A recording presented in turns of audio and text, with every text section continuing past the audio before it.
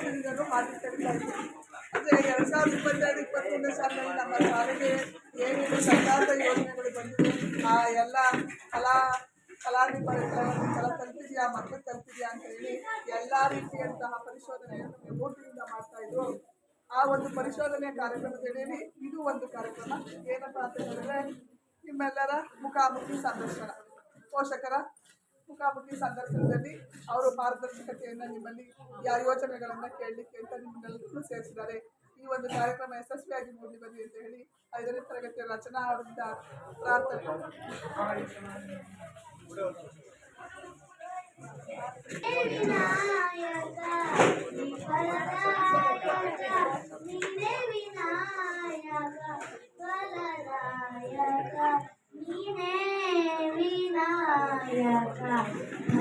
ಭಜನಾರಂಭರಿ ಭಜಿಸುವೆ ನಿನ್ನನು, ಭಜನಾರಂಭರಿ ಭಜಿಸುವೆ ನಿನ್ನನು, ಭಜನೆ ಸಿದ್ಧಿಪುದೆ ಮಗೆ ವಿನಾಯಕ, ಭಜನೆ ಸಿದ್ಧಿಪುದೆ ಮಗೆ ವಿನಾಯಕ, ಫಲದಾಯಕ ನೀನೇ ವಿನಾಯಕ, ಕಾರ್ಯಾರಂಭರಿ ಸಿದ್ಧಿಪುದೆ ಮಗೆ ವಿನಾಯಕ, ಕಾರ್ಯಸಿದ್ಧಿಪುದೆ ಮಗೆ ವಿನಾಯಕ, ಫಲದಾಯಕ ನೀನೇ ವಿನಾಯಕ, ವಿದ್ಯಾರಂಭರಿ ಭಜಿಸುವೆ ನಿನ್ನನು, ವಿದ್ಯಾರಂಭರಿ ಭಜಿಸುವೆ ನಿನ್ನನು, ವಿದ್ಯೆ ಸಿದ್ಧಿಪುದೆ ಮಗೆ ವಿನಾಯಕ, ವಿದ್ಯೆ ಸಿದ್ಧಿಪುದೆ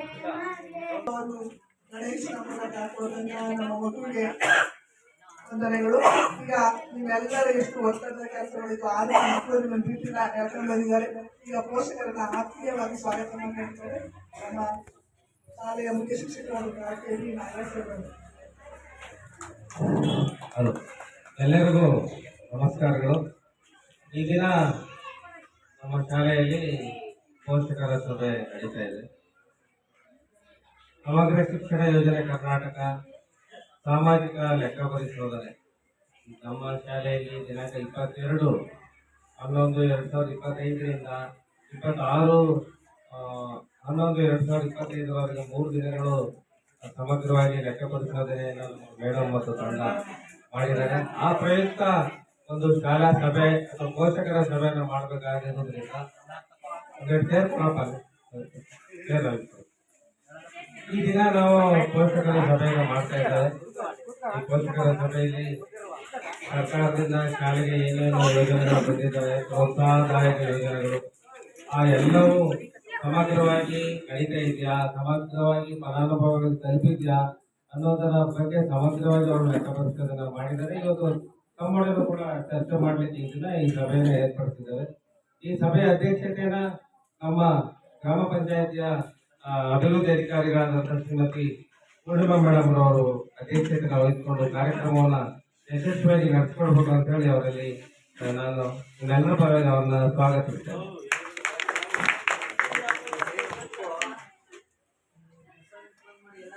ಅದೇ ರೀತಿ ನಮ್ಮ ತಾಲೂಕು ಕಾರ್ಯಕ್ರಮ ವ್ಯವಸ್ಥಾಪಕರು ಮಂಡ್ಯ ತಾಲೂಕು ಶ್ರೀಮತಿ ರೂಪಾ ಮೇಡಮ್ ಅವರು ಕೂಡ ನಮ್ಮ ಈ ಕಾರ್ಯಕ್ರಮದ ಉಸ್ತುವಾರಿ ಮತ್ತೆ ಈ ಒಂದು ಯೋಜನೆ ಆಯೋಜನೆ ಮಾಡಿರ್ತಕ್ಕಂಥ ರೂಪಾ ಮೇಡಮ್ ರವರು ಕೂಡ ನಾನು ತಮ್ಮೆಲ್ಲರ ಪರವಾಗಿ ಹೃತ್ಪೂರ್ವಕವಾಗಿ ಸ್ವಾಗತಿಸ್ತೇನೆ. ಮತ್ತೆ ನಮ್ಮ ಶಾಲೆಯ ಶಾಲಾಭಿವೃದ್ಧಿ ಸಮಿತಿ ಅಧ್ಯಕ್ಷರು ಶ್ರೀಯುತ ಕುಮಾರ್ ಸರ್ ಅವರು ಕೂಡ ಈ ಕಾರ್ಯಕ್ರಮವನ್ನು ಒಟ್ಟಿಗಿದ್ದಾರೆ. ಅವರು ಕೂಡ ಆತ್ಮೀಯವಾಗಿ ಸ್ವಾಗತಿಸ್ತೇನೆ. ಮತ್ತೆ ಉಪಾಧ್ಯಕ್ಷರಾದಂತಹ ಶ್ರೀಮತಿ ಸುನೀತಾರ್ ಅವರು ಕೂಡ ನಮ್ಮೊಟ್ಟಿಗಿದ್ದಾರೆ. ಅವರು ಕೂಡ ಆತ್ಮೀಯವಾಗಿ ಸ್ವಾಗತಿಸ್ತೇನೆ. ಹಾಗೂ ನಮ್ಮ SDMC ಸದಸ್ಯರಾದಂಥ ಶ್ರುತಿ ಅವರು ನಮ್ಮೊಟ್ಟಿಗಿದ್ದಾರೆ, ಈ ಕಾರ್ಯಕ್ರಮದಲ್ಲಿ ಭಾಗಿಯಾಗಿದ್ದಾರೆ. ಅವರನ್ನು ಕೂಡ ಆತ್ಮೀಯವಾಗಿ ಸ್ವಾಗತಿಸ್ತೇನೆ. ಮತ್ತೋರ್ವ ಶಾಲಾಭಿವೃದ್ಧಿ ಸಮಿತಿಯ ಸದಸ್ಯರಾದಂಥ ರುಕ್ಮಿಣಿ ಅವರು ಕೂಡ ಈ ಕಾರ್ಯಕ್ರಮದಲ್ಲಿ ನಮ್ಮೊಟ್ಟಿಗಿದ್ದಾರೆ. ಅವರನ್ನು ಆತ್ಮೀಯವಾಗಿ ಸ್ವಾಗತಿಸ್ತೇನೆ. ಅಕ್ಷತಾ ಅವರು ಮತ್ತೋರ್ವ SDMC ಸದಸ್ಯರು ಈ ಕಾರ್ಯಕ್ರಮದಲ್ಲಿ ಭಾಗಿಯಾಗಿದ್ದಾರೆ. ತಮ್ಮೆಲ್ಲರ ಪರವಾಗಿ ಆತ್ಮೀಯವಾಗಿ ಸ್ವಾಗತಿಸ್ತೇನೆ.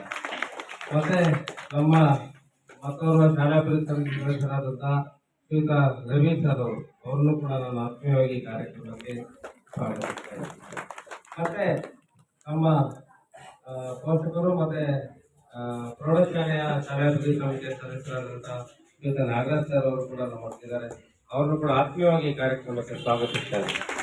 ಮತ್ತೆ ನಮ್ಮ ಶಾಲಾಭಿವೃದ್ಧಿ ಸಮಿತಿಯ ಸದಸ್ಯರಾದಂತಹ ವರದೇಗೌಡರು ಅವರು ಕೂಡ ನಮ್ಮ ಕಾರ್ಯಕ್ರಮಕ್ಕೆ ಆಗಮಿಸಿದ್ದಾರೆ. ಅವ್ರನ್ನು ಕೂಡ ಆತ್ಮೀಯವಾಗಿ ಸ್ವಾಗತಿಸ್ತೇನೆ. ಮತ್ತೆ ನಮ್ಮ ಇನ್ನಿಬ್ಬರು ಶಾಲಾಭಿವೃದ್ಧಿ ಸಮಿತಿ ಸದಸ್ಯರು ಸೋಮಶೇಖರ್ ಅವರು, ಅವ್ರನ್ನು ಕೂಡ ಅನಿಲ್ ರವರು, ಅವ್ರನ್ನು ಕೂಡ ನಾನು ಆತ್ಮೀಯವಾಗಿ ಈ ಕಾರ್ಯಕ್ರಮಕ್ಕೆ ಸ್ವಾಗತಿಸ್ತೇನೆ. ಬನ್ನಿ ಸರ್, ಆ ಕಡೆ ತಿರುಗಿ.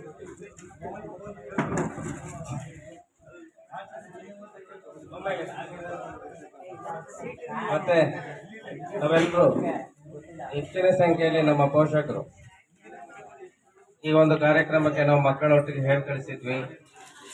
ನೆನ್ನೆ ನಡಿಬೇಕಿತ್ತು, ಮೇಡಮ್ನವ್ರಿಗೆ ನೆನ್ನೆಗಳೆಲ್ಲ ಫುಲ್ ಬಿಟ್ಟು ಹೆಚ್ಚಿನ ಸಂಖ್ಯೆಯಲ್ಲಿ ಆಗಮಿಸಿದಿರಿ.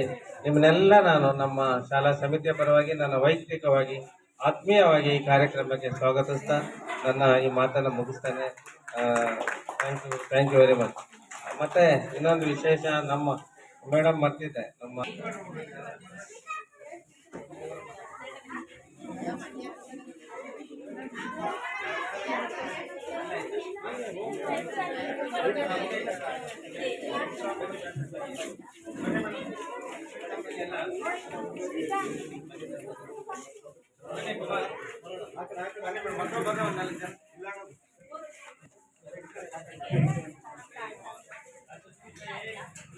ಕಲ್ಯಾಣ ಕರೋತಿ ಆರೋಗ್ಯ ಧನ ಸಂಪತ್ತು ಪ್ರಾಪ್ತಿ ಶತ್ರುಬುದ್ಧಿ ವಿನಾಶಾಯ ದೀಪಂ ಜ್ಯೋತಿ ನಮಸ್ತೆ. ಕತ್ತಲೆಯಿಂದ ಬೆಳಕಿನೆಡೆಗೆ ಸಾಗುವುದು ದೀಪ ಒಂದೇ. ಒಂದು ದೀಪ ಬೆಳಗಿದ್ರೆ ಪ್ರತಿಯೊಂದನ್ನು ನಾವು ಬೆಳೆಸ್ಬೋದು. ಅದೇ ರೀತಿ ಹೆಣ್ಣೊಂದು ಬೆಳೆದ್ರೆ, ಹೆಣ್ಣೊಂದು ವಿದ್ಯೆಯನ್ನು ಕಲಿತರೆ ಆ ವಿದ್ಯೆಯನ್ನ ಎಲ್ಲಾ ಕಡೆನೂ ಆ ಹೆಣ್ಣೊಂದು ಪ್ರಸರಿಸ್ತಾರೆ ಅಂತ ಹೇಳಿ ನಮ್ಮ ಸಾವಿತ್ರಿಬಾಯಿ ಫುಲೆ ಅವರು ಹೇಳಿರುವ ಹಾಗೆ ಈ ಒಂದು ಉದ್ಘಾಟನಾ ಕಾರ್ಯಕ್ರಮದಲ್ಲಿ ದೀಪವನ್ನು ಬೆಳೆಸಿದವರು ಎಲ್ಲರಿಗೂ ನಾವು ಗೌರವವಾಗಿ ವಂದನೆಗಳನ್ನ ಅರ್ಪಿಸ್ತಾ ಇದ್ದೀವಿ.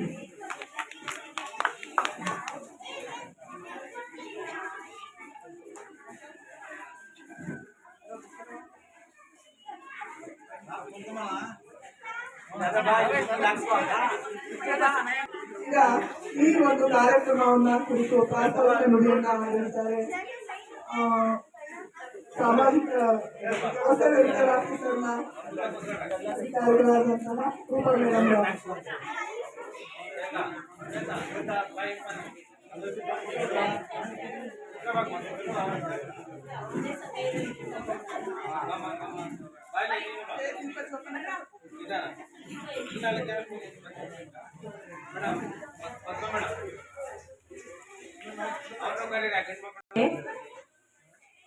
ಗುರುಬ್ರಹ್ಮ ಗುರುದೇವೋ ಮಹೇಶ್ವರ ಗುರು ಸಾಕ್ಷಾತ್ ಪರಬ್ರಹ್ಮ ತಸ್ಮೈ ಶ್ರೀ ಗುರುವೇ ನಮಃ ಎಂದು ಗುರುಗಳನ್ನ ಸ್ಮರಣೆ ಮಾಡುತ್ತಾ, ಅನ್ನ ಇದ್ದರೆ ಉಪವಾಸವಿಲ್ಲ, ಶಿಕ್ಷಣ ಇದ್ದರೆ ವನವಾಸ ಇಲ್ಲ ಅಂತ ಹೇಳ್ತಾ, ಈ ಒಂದು ಸಮಗ್ರ ಶಿಕ್ಷಣ ಯೋಜನೆ ಕರ್ನಾಟಕ ನಿಮ್ಮ ಸುರುವಳ್ಳಿ ಶಾಲೆಯಲ್ಲಿ ಮಾನ್ಯ ಮುಖ್ಯ ಕಾರ್ಯನಿರ್ವಾಹಕರ ಆದೇಶದ ಮೇರೆಗೆ ನಾವು 3 ದಿನಗಳ ಕಾಲ ಒಂದು ಸಾಮಾಜಿಕ ಪರಿಶೋಧನಾ ಕಾರ್ಯವನ್ನು ಪ್ರಕ್ರಿಯೆಯನ್ನ ಮುಕ್ತಾಯಗೊಂಡು ಒಂದು 4ನೇ ದಿನ ಒಂದು ಪೋಷಕರ ಸಭೆಯನ್ನು ಆಯೋಜಿಸಲಾಗಿದೆ. ಈ ಪೋಷಕರ ಸಭೆಗೆ ಪಶು ವೈದ್ಯಾಧಿಕಾರಿಗಳು ಕನ್ಲಿಯವರು ಪ್ರಕಾಶ್ ಅಂತ ಅವರು ಬರಬೇಕಿತ್ತು. ಅವರು DC ಅವ್ರದ್ದು ಲಸಿಕೆ ಕಾರ್ಯಕ್ರಮ ಇದ್ದುದರಿಂದ ಅವರಿಗೆ ಬರಲಿಕ್ಕೆ ಇವತ್ತು ಸಾಧ್ಯ ಆಗಲಿಲ್ಲ. ಅದಕ್ಕೋಸ್ಕರ ತಮ್ಮೆಲ್ಲರಲ್ಲೂ ನಿಮ್ಮ ಗ್ರಾಮ ಪಂಚಾಯಿತಿಯ ಪಂಚಾಯಿತಿ ಅಭಿವೃದ್ಧಿ ಅಧಿಕಾರಿಗಳ ಒಂದು ಅಧ್ಯಕ್ಷತೆಯಲ್ಲಿ ಈ ಸಭೆಯನ್ನ ಯಶಸ್ವಿಗೊಳಿಸಿಕೊಡ್ಬೇಕಂತ ಅವರಲ್ಲಿ ಕೇಳ್ಕೊತಾ, ಈ ಸಭೆಯ ಅಧ್ಯಕ್ಷತೆಯನ್ನು ವಹಿಸಿರ್ತಕ್ಕಂಥ ಪೂರ್ಣಿಮಾ ಮೇಡಮ್ ಹಾಗೂ ನಮ್ಮ ಭಾರತೀಯ ಸಂಸ್ಕೃತಿಗಳಲ್ಲಿ ವಿಶೇಷವಾದ ಸ್ಥಾನ ಅತಿಥಿ ದೇವೋ ಭವ ಎನ್ನುವ ನಿಟ್ಟಿನಲ್ಲಿ ನಮ್ಮ ಸಭೆಗೆ ಆಗಮಿಸಿರ್ತಕ್ಕಂಥ ಎಲ್ಲ ಅತಿಥಿ ವರ್ಗದವರು ಹಾಗೆ ಶಾಲೆಯ ಮುಖ್ಯ ಶಿಕ್ಷಕರು, SMC ಅಧ್ಯಕ್ಷರು, ಉಪಾಧ್ಯಕ್ಷರು, ಸದಸ್ಯರು, ಎಲ್ಲ ಶಿಕ್ಷಕ ವೃಂದದವರು ಹಾಗೂ ನಮ್ಮ ನೆಚ್ಚಿನ ಎಲ್ಲ ಪೋಷಕ ವರ್ಗದವರು ಹಾಗೂ ಸಮುದಾಯದವರು ಹಾಗೂ ನಮ್ಮ ನೆಚ್ಚಿನ ಎಲ್ಲ ಮಕ್ಕಳಿಗೂ ಕೂಡ ನಮ್ಮ ಸಾಮಾಜಿಕ ಪರಿಶೋಧನಾ ನಿರ್ದೇಶನಾಲಯದ ಪರವಾಗಿ ಈ ಕಾರ್ಯಕ್ರಮಕ್ಕೆ ಸ್ವಾಗತಿಸುತ್ತಾ, ಮಾನ್ಯ ಮುಖ್ಯ ಕಾರ್ಯನಿರ್ವಾಹಕರ ಆದೇಶದಂತೆ 2023-24ನೇ ಸಾಲಿನಲ್ಲಿ ನಿಮ್ಮ ಶಾಲೆ ಅಂದರೆ ನಿಮ್ಮ ಸುರುವಳ್ಳಿ ಶಾಲೆಯಲ್ಲಿ ಏಪ್ರಿಲ್ ಟು ಮಾರ್ಚ್ವರೆಗೆ ಸಮಗ್ರ ಶಿಕ್ಷಣ ಯೋಜನೆಯಲ್ಲಿ ಸರ್ಕಾರದಿಂದ ಬಂದಂತಹ ಅನುದಾನ ಸಮರ್ಪಕವಾಗಿ ಖರ್ಚಾಗಿದೆಯಾ, ಮತ್ತೆ ಈ ಯೋಜನೆಯ ಬಗ್ಗೆ ಎಲ್ಲ ಪೋಷಕ ವರ್ಗದವರಿಗೂ ಮಾಹಿತಿ ಇದೆಯಾ, ಈ ಏನೇನು ಶಾಲೆಗೆ ಯೋಜನೆ ಬರುತ್ತೆ. ಉದಾಹರಣೆಗೆ ನಾವು ಗ್ರಾಮ ಪಂಚಾಯತಿ ಸೋಷಿಯಲ್ ಆಡಿಟ್ ಅನ್ನ ಮಾಡ್ತೀವಿ, ಅದರಲ್ಲಿ ಮನೆಗೆ ಯೋಜನೆ ಫೈನಾನ್ಸ್ ಗ್ರಾಂಟ್ ಎಲ್ಲ ಬರುತ್ತೆ ಅಂತ ಗೊತ್ತಿರುತ್ತೆ. ಆದ್ರೆ ಶಾಲೆಯಲ್ಲಿ ಯಾವ್ಯಾವ ಅನುದಾನ ಬರುತ್ತೆ ಅಂತ ಹೇಳಿ ಪೋಷಕರನ್ನು ಕೂಡ ಪಡಿಬೇಕು ಅನ್ನೋ ಉದ್ದೇಶಕ್ಕೋಸ್ಕರ ಸರ್ಕಾರ ಒಂದು ಕಾರ್ಯಕ್ರಮವನ್ನ ಹಮ್ಮಿಕೊಳ್ಳಲಾಗಿದೆ. ಇದು ಸಮುದಾಯದತ್ವವಾಗಿ ಮಾಹಿತಿಯನ್ನ ನೀಡ್ತಕ್ಕಂಥದ್ದು. ಆಲ್ರೆಡಿ ಶಿಕ್ಷಣ ಇಲಾಖೆಯಲ್ಲಿ ಆಡಿಟನ್ನ ಮಾಡಿ ಶಾಲೆಗೆ ವರದಿಯನ್ನ ಸಲ್ಲಿಸಿರ್ತಾರೆ.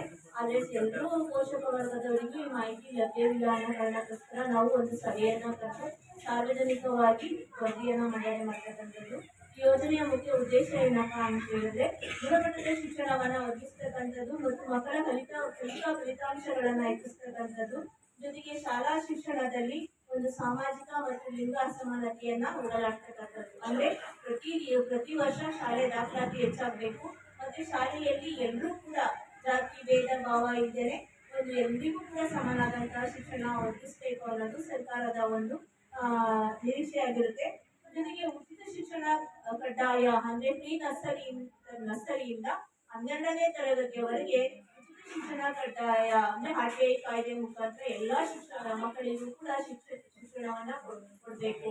ಶಿಕ್ಷಣದಿಂದ ಯಾವುದೇ ಒಂದು ಮಕ್ಕಳು ವಂಚಿತರಾಗಬಾರ್ದು ಅನ್ನೋದು ಈ ಯೋಜನೆಯ ಉದ್ದೇಶ ಆಗಿರುತ್ತೆ. ಜೊತೆಗೆ ಇನ್ನು ನಿರೀಕ್ಷೆಗಳೇನಪ್ಪಾ ಅಂದ್ರೆ ಸಾರ್ವಜನಿಕ ಪ್ರವೇಶ ಮತ್ತು ಸಮಾನತೆ, ಗುಣಮಟ್ಟ ಮತ್ತೆ ಶಿಕ್ಷಣದ ಔದ್ಯೋಗೀಕರಣವನ್ನ ಹೆಚ್ಚಿಸ್ತಕ್ಕಂಥದ್ದು. ಜೊತೆಗೆ ಸರ್ವ ಶಿಕ್ಷಣ ಅಭಿಯಾನ SSA, ರಾಷ್ಟ್ರೀಯ ಮಾಧ್ಯಮಿಕ ಶಿಕ್ಷಣ RMSA ಮತ್ತೆ ಶಿಕ್ಷಕರ ಶಿಕ್ಷಣ ಟೀಚಿಂಗ್ ಎಜುಕೇಶನ್ಗೆ ಹೆಚ್ಚಿನ ಒಂದು ಆದ್ಯತೆಯನ್ನ ಕೊಡ್ತಕ್ಕಂಥದ್ದು. ಯೋಜನೆ ಅನುಷ್ಠಾನದಲ್ಲಿ ಪಾರದರ್ಶಕತೆ ಮತ್ತು ಉತ್ತರದಾಯಿತ್ವ ಮತ್ತು ಜನರ ಸಹಭಾಗಿತ್ವದಿಂದ ಯೋಜನೆ ಅನುಷ್ಠಾನ ಆಗಬೇಕು. ಯಾವುದೇ ತಪ್ಪುಗಳು, ಯಾವುದೇ ಒಂದು ಸರ್ಕಾರದಿಂದ ₹1 ಅನುದಾನ ಬಂದು ಅದು ಯಾವ್ಯಾವುದಕ್ಕೆ ಖರ್ಚಾಗಿದೆ ಅದಕ್ಕೆ ಸಂಬಂಧಪಟ್ಟಂತ ಎಲ್ಲಾ ದಾಖಲಾತಿಗಳು ಕೂಡ ₹10 ಇದ್ರೂ ಕೂಡ ಎಲ್ಲಾ ದಾಖಲಾತಿಗಳನ್ನ ಇರಬೇಕು. ಆ ದಾಖಲಾತಿಗಳು ಸಮರ್ಪಕವಾಗಿರ್ಬೇಕು. ಬಂದಂತಹ ಅನುದಾನ ಎಲ್ಲಾ ಮಕ್ಕಳಿಗೂ ತಲುಪಬೇಕು. ಪೋಷಕ ವರ್ಗ ಸಾರ್ವಜನಿಕರಿಗೂ ಅವು ಎಲ್ಲ ಒಂದು ಸಮುದಾಯದತ್ವ ಎಲ್ಲರಿಗೂ ಕೂಡ ಮಾಹಿತಿ ಲಭ್ಯವಿರಬೇಕು ಅನ್ನೋದು ಈ ಸಮಗ್ರ ಶಿಕ್ಷಣ ಯೋಜನೆಯ ಮುಖ್ಯ ನಿರೀಕ್ಷೆ ಫಲಿತಾಂಶಗಳಾಗಿರುತ್ತೆ. ನಾವು ಸಾಮಾಜಿಕ ಪರಿಶೋಧನೆಯಲ್ಲಿ 2023-24ನೇ ಸಾಲಿನಲ್ಲಿ ಮಾಡ್ತಾ ಇರುವಂತದ್ದು. ಇದು ಒಟ್ಟು 247 ದಿನಗಳು ನಡೀಬೇಕಿತ್ತು. ಅದಕ್ಕೆ ಸಂಬಂಧಪಟ್ಟಂತೆ 243 ಶಾಲಾ ದಿನಗಳು ನಡೆದಿದೆ ಆ ಒಂದು ವರ್ಷದಲ್ಲಿ. ಅದಕ್ಕೆ ಸಂಬಂಧಪಟ್ಟಂತೆ 4 ಸ್ಥಳೀಯ ರಜೆಗಳನ್ನ ಮಂಜೂರು ಮಾಡಲಾಗಿದೆ. ಅಂದ್ರೆ ನಿಮ್ಮಲ್ಲಿ ಒಂದು ಗ್ರಾಮ ದೇವತೆ ಹಬ್ಬ ಆಗಿರ್ಬೋದು, ನಿರಂತರ ಮಳೆ ಆಗಿರ್ಬೋದು, ಇತರ ವಿಶೇಷ ದಿನಗಳಲ್ಲಿ ವರ್ಷದಲ್ಲಿ 4 ದಿನಗಳನ್ನ ರಜೆಗಳನ್ನ ಮಂಜೂರು ಮಾಡಲಾಗಿದೆ. ಜೊತೆಗೆ 8 ಸರ್ಕಾರಿ ರಜೆಗಳನ್ನ ಮಂಜೂರು ಮಾಡಿರುವುದು ದಾಖಲಾತಿಯಂತೆ ಕಂಡು ಬಂದಿದೆ. ಇನ್ನು ಉಳಿದಂತೆ ಶಾಲೆ 2022-23ನೇ ಸಾಲಿನಲ್ಲಿ 128 ಮಕ್ಕಳು ಇದ್ರು ನಿಮ್ಮ ಶಾಲೆಯಲ್ಲಿ, ಏನು ಸುಂದರಳ್ಳಿ ಹಿರಿಯ ಪ್ರಾಥಮಿಕ ಶಾಲೆಯಲ್ಲಿ. ಈ ಒಂದು ಪ್ರಸ್ತುತ ಸಾಲಿನಲ್ಲಿ 120 ಮಕ್ಕಳಿದ್ದಾರೆ. ಅಂದ್ರೆ 8 ಮಕ್ಕಳು ಕಡಿಮೆ ಆಗಿದ್ದಾರೆ. ಯಾಕೆ 8 ಮಕ್ಕಳು? ವರ್ಷ ಈಗ ಹೋದ ವರ್ಷ 23-24ರಲ್ಲಿ 128 ಇದ್ರು, ಈಗ 120 ಮಕ್ಕಳಿದ್ದಾರೆ. 8 ಮಕ್ಕಳು ಕಡಿಮೆ ಆಗಿದ್ದಾರೆ. ವರ್ಷ ಸರ್ಕಾರಿ ಶಾಲೆಗಳಲ್ಲಿ ದಾಖಲಾತಿ ಹೆಚ್ಚಾಗಬೇಕು. ಯಾವುದೇ ದಾಖಲಾತಿ ಹೆಚ್ಚಾದಂತೆ ಶಿಕ್ಷಕರು ಕೂಡ ಹೆಚ್ಚಾಗ್ತಾರೆ. ಜೊತೆಗೆ ಸರ್ಕಾರದಿಂದ ಬಂದಂತಹ ಅನುದಾನಗಳು ಕೂಡ ಹೆಚ್ಚಾಗ್ತಾರೆ. ಯಾಕಂದ್ರೆ ಪೋಷಕರು ನಮ್ಗೆ ಸರ್ಕಾರಿ ಕೆಲಸ ಸಿಗ್ಬೇಕು ನಮ್ಮ ಮಕ್ಕಳಿಗೆ ಅಂತ ಆಸೆ ಪಡ್ತೀವಲ್ವಾ, ಅದೇ ರೀತಿ ಸರ್ಕಾರಿ ಶಾಲೆಯಲ್ಲಿ ಓದಿರುವಂತಹ ಮಕ್ಕಳಿಗೂ ಕೂಡ ಅವರಿಗೆ ಕೆಲಸ ಸಿಗುವಂತ ಸಂದರ್ಭದಲ್ಲಿ ಗ್ರಾಮೀಣ ಪ್ರದೇಶದ ಮಕ್ಕಳಿಗೆ ಹೆಚ್ಚಿನ ಒಂದು ಆದ್ಯತೆಯನ್ನ ಸರ್ಕಾರ ಕೊಡುತ್ತೆ. ಇದು ಗ್ರಾಮೀಣ ಪ್ರದೇಶದಲ್ಲಿ ಕನ್ನಡ ಮೀಡಿಯಂನಲ್ಲಿ ಓದಿರುವಂತಹ ಮಕ್ಕಳಿಗೆ ಮೊದಲನೇ ಆದ್ಯತೆ ಇರುವಂತದ್ದು.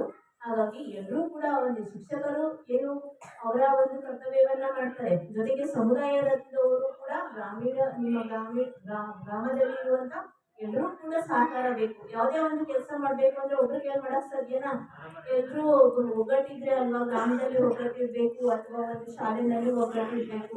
ಒಬ್ಬೊಬ್ರು ಒಂದೊಂದು ಟೀಚರ್ ಒಂದೊಂದರ ಆಗಿದ್ರೆ ಕಷ್ಟ ಅಲ್ವಾ? ಈಗ ಎಷ್ಟು ಜನ ನಿಮ್ಮ ಶಾಲೆನಲ್ಲಿ ಇದ್ರೆ 10 ಜನ ಒಗ್ಗಟ್ಟಾಗಿ ಎಲ್ಲ ಒಂದು ಪ್ರತಿಭಟನೆಯನ್ನ ಮಾಡಿದ್ರೆ ಒಗ್ಗಟ್ಟಿನಲ್ಲಿ ಬಲವಿದೆ ಅಂತ ಹೇಳಿ ಸಾಧನೆ ಮಾಡ್ಬೋದು ಅನ್ನೋ ದೃಷ್ಟಿಯಿಂದ ಹೇಳ್ತಾ ಇದೀವಿ.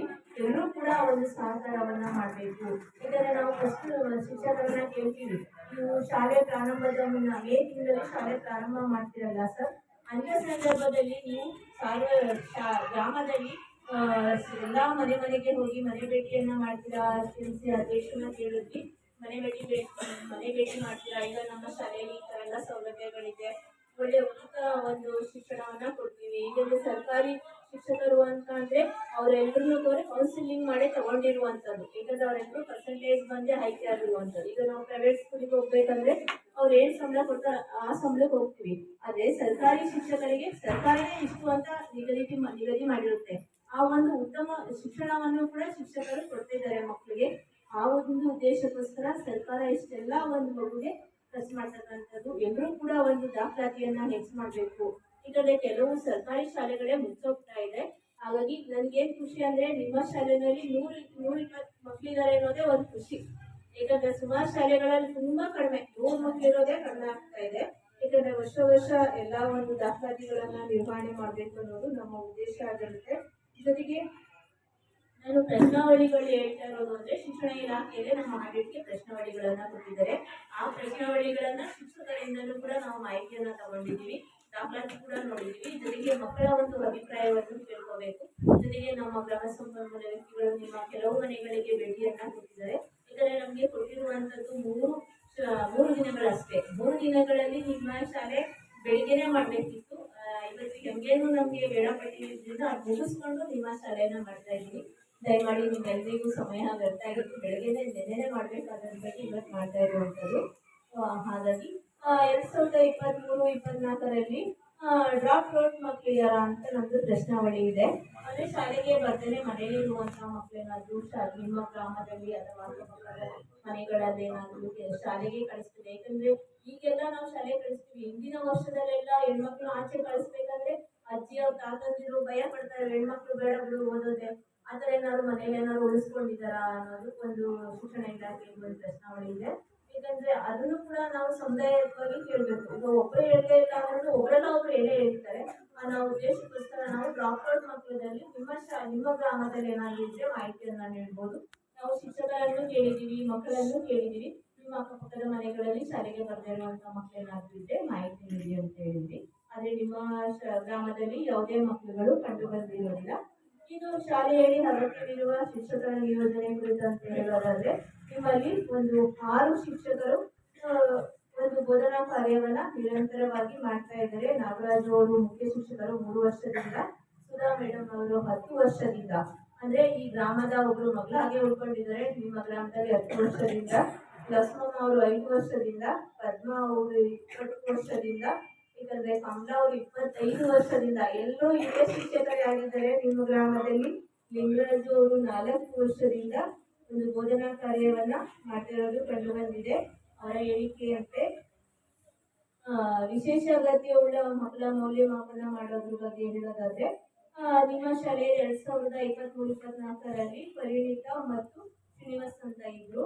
ಅವ್ರಿಗೂ ಕೂಡ ಸರ್ಕಾರದಿಂದ ಬರುವಂತ ಪಠ್ಯಪುಸ್ತಕ ಆಗಿರ್ಬೋದು, ಜೊತೆಗೆ ಒಂದು ಸ್ಕಾಲರ್ಶಿಪ್ ಆಗಿರ್ಬೋದು, ಸರ್ಕಾರದಿಂದ ಬರುವಂತ ಒಂದು ಇಲಾಖೆಯಿಂದ ಸಿಗುವಂತ ಸೌಲಭ್ಯ ಆಗಿರ್ಬೋದು, ಎಲ್ಲವನ್ನು ಆ ಮಗುಗೆ ತಲುಪಿಸ್ತಾ ಇದೀವಿ ಅಂತೇಳಿ ಶಿಕ್ಷಕರ ಮಾಹಿತಿಯನ್ನ, ವಿದ್ಯಾರ್ಥಿ ವೇತನ ಆಗಿರ್ಬೋದು ಕೊಡ್ತಾ ಇದೀವಿ ಅಂತ ಮಾಹಿತಿಯನ್ನ ನೀಡಿದ್ದಾರೆ. ಮಕ್ಕಳಿಗೆ ಉದಾಹರಣೆಗೆ ಈ ಒಂದು ಪ್ರಕ್ರಿಯೆಯಲ್ಲಿ ಮಕ್ಕಳಿಗೆ ಸಂಬಂಧಪಟ್ಟಂತೆ ಏನಾದ್ರು ಈಗ ಮೊದಲೆಲ್ಲ ಶಿಕ್ಷಕರು ಹೊಡೆಯುವಂಥದ್ದಿತ್ತು. ಮೊದಲು ನಾವು ಓದ್ತಿರ್ಬೇಕಾದ್ರೆ ಹಿಂಗೆ ಹೊಡೆಸ್ಕೊಂತ ಇದ್ವಿ. ಇವಾಗ ಹಿಂಗ್ ಹೊಡೆಯೋದ್ರೆ ಕಷ್ಟ. ಅವಾಗೆಲ್ಲ ನಾನು ಹಿಂಗೆ ಬಗ್ಗೆ ಹೇಳಿಲ್ಲ ನಿಂಗೆ ಹೊಡೆಯೋರು. ಆತರ ಏನಾದ್ರು ನಿಮ್ಮ ಶಾಲೆಯಲ್ಲಿ ಇದೆಯಪ್ಪ? ಹೊಡಿತಾರ? ಪಾಠ ಓದಿಲ್ಲ ಅಂದ್ರೆ ಹೊರಗಡಿಲ್ಲ ಅಂದ್ರೆ ನೀವು ಮಾಡ್ಕೊಂಡ್ ಬರ್ತೀರಾ? ಚೆನ್ನಾಗಿ ಓದ್ತೀರಾ? ಎಲ್ರೂ ಪ್ರತಿದಿನ ಶಾಲೆಗೆ ಬರ್ತಾ ಇದ್ದೀರಾ? 3 ದಿನದಿಂದ ಒಂದು 3 ಮಕ್ಕಳು ಅಬ್ಸೆಂಟ್ ಆಗ್ಬಿಟ್ಟಿದ್ದೀರಲ್ಲ, ಯಾಕೆ? ಒಂದು 3-4 ಮಕ್ಕಳು ಅಬ್ಸೆಂಟ್ ಆಗಿದ್ದೀರಾ?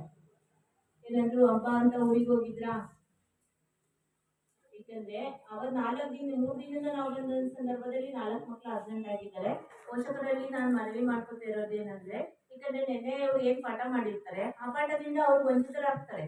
ಈಗ ಯಾವಾಗ್ಲೂ ಈಗ 7th ಮಕ್ಕಳಿಗೆ ನೀವು 2 ದಿನ ತಪ್ಪಿಸ್ಕೊಂಡ್ರು ಮ್ಯಾಥ್ಸ್ ಸೈನ್ಸ್ ನಾವು ತಂದೆ ತಾಯಿಯಾಗಿನೂ ಹೇಳ್ಕೊಡಕ್ ಕಷ್ಟ ಆಗ್ತದೆ. ಈಗಿನ ಸಿಲೆಬಸ್ಗಳಲ್ಲಿ ಟೀಚರ್ಸೇ ಹೇಳ್ಕೊಡ್ಬೇಕಾಗ್ತದೆ. ಯಾಕಂದ್ರೆ ದಯಮಾಡಿ ಯಾವುದೇ ಒಂದು ಮದುವೆ ಆಗಿರ್ಬೋದು, ಗೃಹಪ್ರವೇಶ ಆಗಿರ್ಬೋದು, ಮಕ್ಕಳನ್ನ ಕರ್ಕೊಂಡು ಹೋಗ್ಬೇಡಿ. ಕರ್ಕೊಂಡು ಹೋಗ್ಬೇಕಾಗುತ್ತೆ, ರಜಾ ದಿನಗಳಲ್ಲಿ ಕರ್ಕೊಂಡು ಹೋಗಿ ದಯಮಾಡಿ. ಯಾಕಂದ್ರೆ ಅವರ ಪಾಠದಿಂದ ವಂಚಿತರಾಗಬಾರ್ದು ಅನ್ನೋದು ನಮ್ಮ ಒಂದು ಉದ್ದೇಶ. ಯಾಕಂದ್ರೆ ಈಗಿನ ಎಲ್ಲ ಪರ್ಸೆಂಟೇಜ್ ಬರಬೇಕು. ಈಗ ಉದಾಹರಣೆಗೆ ನಮಗೆ ಸದ್ಯಗಸ್ತಿಗರಲ್ಲಿ 4 ವರ್ಷದಿಂದ ಪ್ರೌಢಶಾಲೆನಲ್ಲಿ 100% SLC ರಿಸಲ್ಟ್ ಬಂದಿರುವಂಥದ್ದು ಗೌರ್ಮೆಂಟ್ ಶಾಲೆನಲ್ಲಿನೇ. ಯಾಕಂದ್ರೆ ನಾವು ಪ್ರೈವೇಟಲ್ಲಿ ಹೋಗಿ ದುಡ್ಡು ಕೊಟ್ಟು 1 ಲಕ್ಷ ದತ್ತಕ ಖರ್ಚು ಮಾಡ್ತೀವಿ, ಆದರೆ ಏನು ಇಲ್ಲದೇ ಆ ಮಗು 100% ಮಾರ್ಕ್ಸ್ ತಗೊಂಡಿದೆ. ಅದೇ ಪ್ರೌಢಶಾಲೆನೇ ಸಂದೇಗಸ್ತಿಗರಲ್ಲಿ ನಾವು ಅದನ್ನ ಆಡಿಟ್ ಮುಗಿಸ್ಕೊಂಡು ನಿಮ್ಮ ಪಂಚಾಯತಿ ವ್ಯಾಪ್ತಿಗೆ ಬಂದಿರುವಂಥದ್ದು. ಅದರ ಸರ್ಕಾರಿ ಶಾಲೆಗಳಲ್ಲಿ ಒಳ್ಳೆ ಪರ್ಸೆಂಟೇಜ್ ಬರ್ತಾ ಇದೆ. ಹಾಗಾಗಿ ಅದನ್ನ ನಾವು ಉಳಿಸ್ಕೋಬೇಕು. ಜೊತೆಗೆ ಪೋಷಕರು, ಈಗ ಶಿಕ್ಷಕರು ಅವರು ಕೈ ಜೋಡಿಸ್ಬೋದು, ಜೊತೆಗೆ ನಾವು ತಂದೆ ತಾಯಿಗಳು ಪೋಷಕರು ಕೂಡ ನಾವು ಕ್ರಮ ವಹಿಸಬೇಕು. ಯಾಕಂದ್ರೆ ಅವರು 12 ಬೆಳಿಗ್ಗೆ 10ರಿಂದ 5 ಗಂಟೆವರೆಗೆ ಟೀಚರ್ಸ್ ನೋಡ್ಕೋಬಹುದು. ಉಳಿದಂತ ಸಮಯಗಳಲ್ಲೆಲ್ಲ ತಂದೆ ತಾಯಿಗಳೇ ನೋಡ್ಕೋಬೇಕಾಗ್ತದೆ. ಹಾಗಾಗಿ ಅವ್ರನ್ನ ಪ್ರತಿದಿನ ಶಾಲೆಗೆ ಕಳಿಸಿ ಯಾವುದೇ ಒಂದು ಗೈರು ಹಾಜರಾಗದಂತೆ ನೋಡ್ತಾರೆ. ಯಾಕಂದ್ರೆ ಗೈರು ಹಾಜರಾದ್ರೆ ಅವ್ರಿಗೆ ಎಕ್ಸಾಮ್ ಕುಡಿಸೋ ಟೈಮಲ್ಲೂ ಕೂಡ ಸಮಸ್ಯೆಗಳಾಗ್ತವೆ. ಕರೆಕ್ಟ್ ಹೇಳ್ತಾರ ಮೇಡಮ್, ಗೈರು ಹಾಜರಾದ್ರೆ ಅಬ್ಸೆಂಟ್ ಆದ್ರೆ ಎಕ್ಸಾಮ್ ಟೈಮಲ್ಲಿ ಯಾಕೆ ಇಷ್ಟೊಂದು ಅಬ್ಸೆಂಟ್ ಆಗ್ತಾ ಇದ್ದೀರಾ ಅಂತ ಪೋಷಕರಿಗೆಲ್ಲ ಫೋನ್ ಮಾಡ್ತಾರಾ? ಮಾಡ್ತಿರ್ತಾರ? ನೀವು ಶಾಲೆಗೆ ಬಂದಿಲ್ಲ ಅಂದ್ರೆ ಮಾಡ್ತಾರಾ? ಇವಾಗಂದ್ರೆ ಬರ್ತೀರಾ? ಎಲ್ಲರೂ ಕಡ್ಡಾಯವಾಗಿ ಬರಬೇಕು, ಆಯ್ತಾ? ಓಕೆ, ಅದರ ಒಂದು ಸಬ್ಜೆಕ್ಟ್ ಬಗ್ಗೆ ನಿಮಗೆ ಗುಡ್ ಟಚ್ ಬ್ಯಾಡ್ ಟಚ್ ಬಗ್ಗೆ ನಿಮ್ಮ ಶಿಕ್ಷಕರು ಮಾಹಿತಿಯನ್ನ ನೀಡ್ತಾರಾ?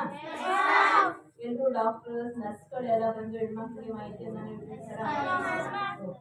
ಈಗ ನೆಕ್ಸ್ಟ್ ನಿಯಮಾನುಸಾರ ಹರ ವಿದ್ಯಾರ್ಥಿಗಳಿಗೆ ಸಾರಿಗೆ ಭತ್ಯೆ ಗಳಿಸುವ ಬಗ್ಗೆ ಹೇಳೋದಾದ್ರೆ, ನಿಮ್ಮ ಶಾಲೆಯಲ್ಲಿ 1 ಕಿಲೋಮೀಟರ್ ಮಕ್ಕಳು ಬರ್ತಾ ಇದ್ದಾರೆ. ಜೊತೆಗೆ ಸರ್ಕಾರದ ನಿಯಮ ಏನಪ್ಪಾ ಅಂದ್ರೆ 1 ಕಿಲೋಮೀಟರ್ ಅಲ್ಲಿ LPS ಶಾಲೆ ಇರಬೇಕು. ಇಲ್ಲ ಅಂತ ಹೇಳಿದ್ರೆ ಸಾರಿಗೆ ಭತ್ಯೆಗಳನ್ನ ಕೊಡ್ಬೇಕು. 3 ಕಿಲೋಮೀಟರ್ ಶಾಲೆ ಆ ಗ್ರಾಮದಲ್ಲಿ ಇದ್ರೆ ಏನು ಸಾರಿಗೆ ಭತ್ಯೆ ಬರೋದಿಲ್ಲ. 5 ಕಿಲೋಮೀಟರ್ ದೂರ ಹೋದ್ರೆ, ನಿಮ್ಮ ಗ್ರಾಮದಲ್ಲಿ ಸುಂಗಳಿ ಶಾಲೆ ಇಲ್ಲ ಅಂತ ಹೇಳಿ 5 ಕಿಲೋಮೀಟರ್ ದೂರ ಹೋದ್ರೆ ಸರ್ಕಾರದಿಂದ 6,000 ಅನುದಾನ ಕೊಡ್ತಾರೆ ನಿಮಗೆ ಸಾರಿಗೆ ಭತ್ಯೆ ಅಂತೇಳಿ. ಆ ತರ ಶಾಲೆ, ಯಾಕಂದ್ರೆ ನಿಮ್ಮ ಗ್ರಾಮದಲ್ಲೇ ಶಾಲೆ ಇರೋದ್ರಿಂದ ಸರ್ಕಾರದಿಂದ ಯಾವುದೇ ಒಂದು ಸಾರಿಗೆ ಭತ್ಯೆವನ್ನ ಖರ್ಚು ಮಾಡಿರೋದು ಕಂಡು ಬಂದಿಲ್ಲ. ಜೊತೆಗೆ ದೀರ್ಘಕಾಲಿಕ ಗೈರು ಹಾಜರಾಗ್ತಿರೋ ಬಗ್ಗೆ ಹೇಳೋದಾದ್ರೆ, ಮತ್ತೆ ಹೇಳ್ತಾಗೆ ಆ ವರ್ಷದಲ್ಲಿ 80%ಗಿಂತ ಅಬ್ಸೆಂಟ್ ಆಗಬಾರ್ದು ಅಂತ ನಿಯಮಾವಳಿ ಇದೆ. ಆ ಥರ ಯಾವುದೇ 80% ಆಗಿಲ್ಲ. 1-2 ದಿನ 3 ದಿನ ಹಾಕ್ತಿದ್ದಾರೆ. ದಯಮಾಡಿ ಅದನ್ನು ಪೋಷಕರು ಅಬ್ಸೆಂಟ್ ಆಗದೆ ಇರೋ ಥರ ಕ್ರಮ ವಹಿಸಿ, ಮುಖ್ಯ ಶಿಕ್ಷಕರು ಹೆಚ್ಚಿನ ಒಂದು ಕ್ರಮ ವಹಿಸಬೇಕು ಅಂತ ಹೇಳ್ತಾ, ಜೊತೆಗೆ ಶಾಲಾ ಕಟ್ಟಡ ಮತ್ತು ಪೀಠೋಪಕರಣಗಳ ಲಭ್ಯತೆ ಬಗ್ಗೆ ಹೇಳೋದಾದ್ರೆ, ನಿಮ್ಮ ಶಾಲೆಯಲ್ಲಿ ಇಂಗ್ಲಿಷ್ ಮೀಡಿಯಂ ಇರೋದ್ರಿಂದ ಉತ್ತಮ ಕಟ್ಟಡದ ವ್ಯವಸ್ಥೆ ಕೂಡ ಇದೆ. ಒಂದು 4 ಕೊಠಡಿಯನ್ನು ಹುಡುಕಿ ಹಾಕಬೇಕು ಅಂತ ಹೇಳಿದ್ದಾರೆ. ಅದನ್ನು ಕೂಡ ನಾವು ವರದಿನಲ್ಲಿ ತೋರಿಸಿದ್ದೀವಿ. ಇಲ್ಲೇ ಪಂಚಾಯತಿ ಅಭಿವೃದ್ಧಿ ಅಧಿಕಾರಿಗಳು ಇರೋದ್ರಿಂದ ಅವರ ಒಂದು 15 ಫೈನಾನ್ಸ್ ಗ್ರಾಂಟ್ ಅಲ್ಲಿ ಒಂದು ಸ್ವಲ್ಪ ಮಾಡ್ಬೋದು, ಒಗ್ಗೂಡಿಸುವಿಕೆಯಲ್ಲಿ ಮಾಡಲಿಕ್ಕೆ ಅವಕಾಶ ಇದೆ. ಇಲ್ಲಾಂದ್ರೆ ತಾಲೂಕ್ ಪಂಚಾಯತಿ ಮತ್ತು ಜಿಲ್ಲಾ ಪಂಚಾಯತಿಯ ರಾಜ್ಯ ಹಣಕಾಸು ಯೋಜನೆಯಲ್ಲಿ ಕೂಡ ಮಾಡಲಿಕ್ಕೆ ಅವಕಾಶ ಇದೆ. ಅದಕ್ಕೆ ಸಂಬಂಧಪಟ್ಟಂತ ಅರ್ಜಿಯನ್ನ ಒಂದು ಮುಖ್ಯ ಶಿಕ್ಷಕರು ಸಲ್ಲಿಸಬೇಕಾಗ್ತದೆ ಅಂತ ಹೇಳ್ತಾ, ಶೌಚಾಲಯ ಮತ್ತು ಕುಡಿಯುವ ನೀರಿನ ವ್ಯವಸ್ಥೆ ಬಗ್ಗೆ ಮೂಲಭೂತ ಸೌಕರ್ಯಗಳಾದಂತ 80 ಮಕ್ಕಳಿಗೆ ಒಂದು ಶೌಚಾಲಯ ಬೇಕು ಅಂತ ಇದೆ. ಆದ್ರೆ ಇನ್ನೂ ಒಂದು ಶೌಚಾಲಯ ಬೇಕು ಅಂತ ಶಿಕ್ಷಕರು ಮಾಹಿತಿಯನ್ನ ನೀಡಿದ್ದಾರೆ. 120 ಮಕ್ಕಳು ಇರೋದ್ರಿಂದ ಶೌಚಾಲಯದ ಕೊರತೆ ಇದೆ ಅಂತ ಹೇಳಿದ್ದಾರೆ. ಅದಕ್ಕೆ PO ಇಲ್ಲೇ ಇದ್ದಾರೆ, ನಿಮ್ಗೆ ಹೇಳ್ತಾರೆ. ಅವರಿಗೆ ಒಂದು ಮನವಿಯನ್ನ ಸಲ್ಲಿಸಿ ಅಧ್ಯಕ್ಷರು ಗ್ರಾಮ ಪಂಚಾಯತಿಗೂ ಕೂಡ ಅದರಲ್ಲೂ ಕೂಡ ಮಾಡಲಿಕ್ಕೆ ಅವಕಾಶ ಇದೆ ಅಂತ ಹೇಳ್ತಾ, ಇನ್ನು ಶುದ್ಧ ಕುಡಿಯುವ ನೀರಿನ ವ್ಯವಸ್ಥೆ ಎಲ್ಲ ಚೆನ್ನಾಗಿದೆಯಪ್ಪ ನಿಮಗೆ? ಮಧ್ಯಾಹ್ನ ಶಾಲೆಗೆ ಕುಡಿಯೋ ನೀರೆಲ್ಲ RO ಪ್ಲಾಂಟ್ ಇಂದ ತರ್ತಾರ? ಎಷ್ಟು ನೀರು ಕುಡಿತೀರಾ ಅವಾಗಲೇ ನೀವು ಒಂದಿನಕ್ಕೆ? ಹೇಳ್ಬೇಕು, ಇದು ನಿಮ್ಮ ಪ್ರಶ್ನೆನೆ. ಸುಮ್ಮನೆ ನಿಮ್ಮ ತಂದೆ ತಾಯಿನೇ ಕರ್ಕೊಂಡಿರೋದು ನಾವು ಮಾತಾಡ್ಸೋಣ ಅಂತ.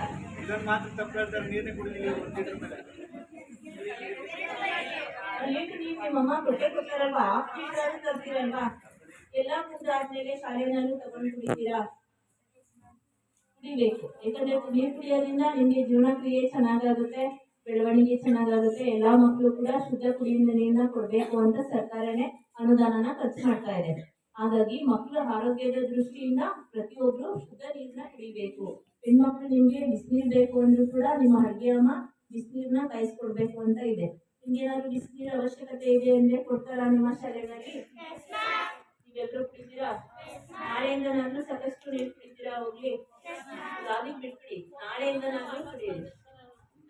ಅದಕ್ಕೆ ಮೇಡಮ್ ಹೇಳ್ತಾ ಇರೋದು, ಕೊಟ್ಟಿರೋ ನೀರಾದ್ರೂ ಖಾಲಿ ಮಾಡಿರ್ತೀರಾ? ನೋಡಿ, ನಿಮ್ಮ ಅಮ್ಮನೇ ಹೇಳ್ತಿದ್ದಾರೆ, ವಾಪಸ್ ತರ್ತಿದ್ದಾರೆ ಅಂತ.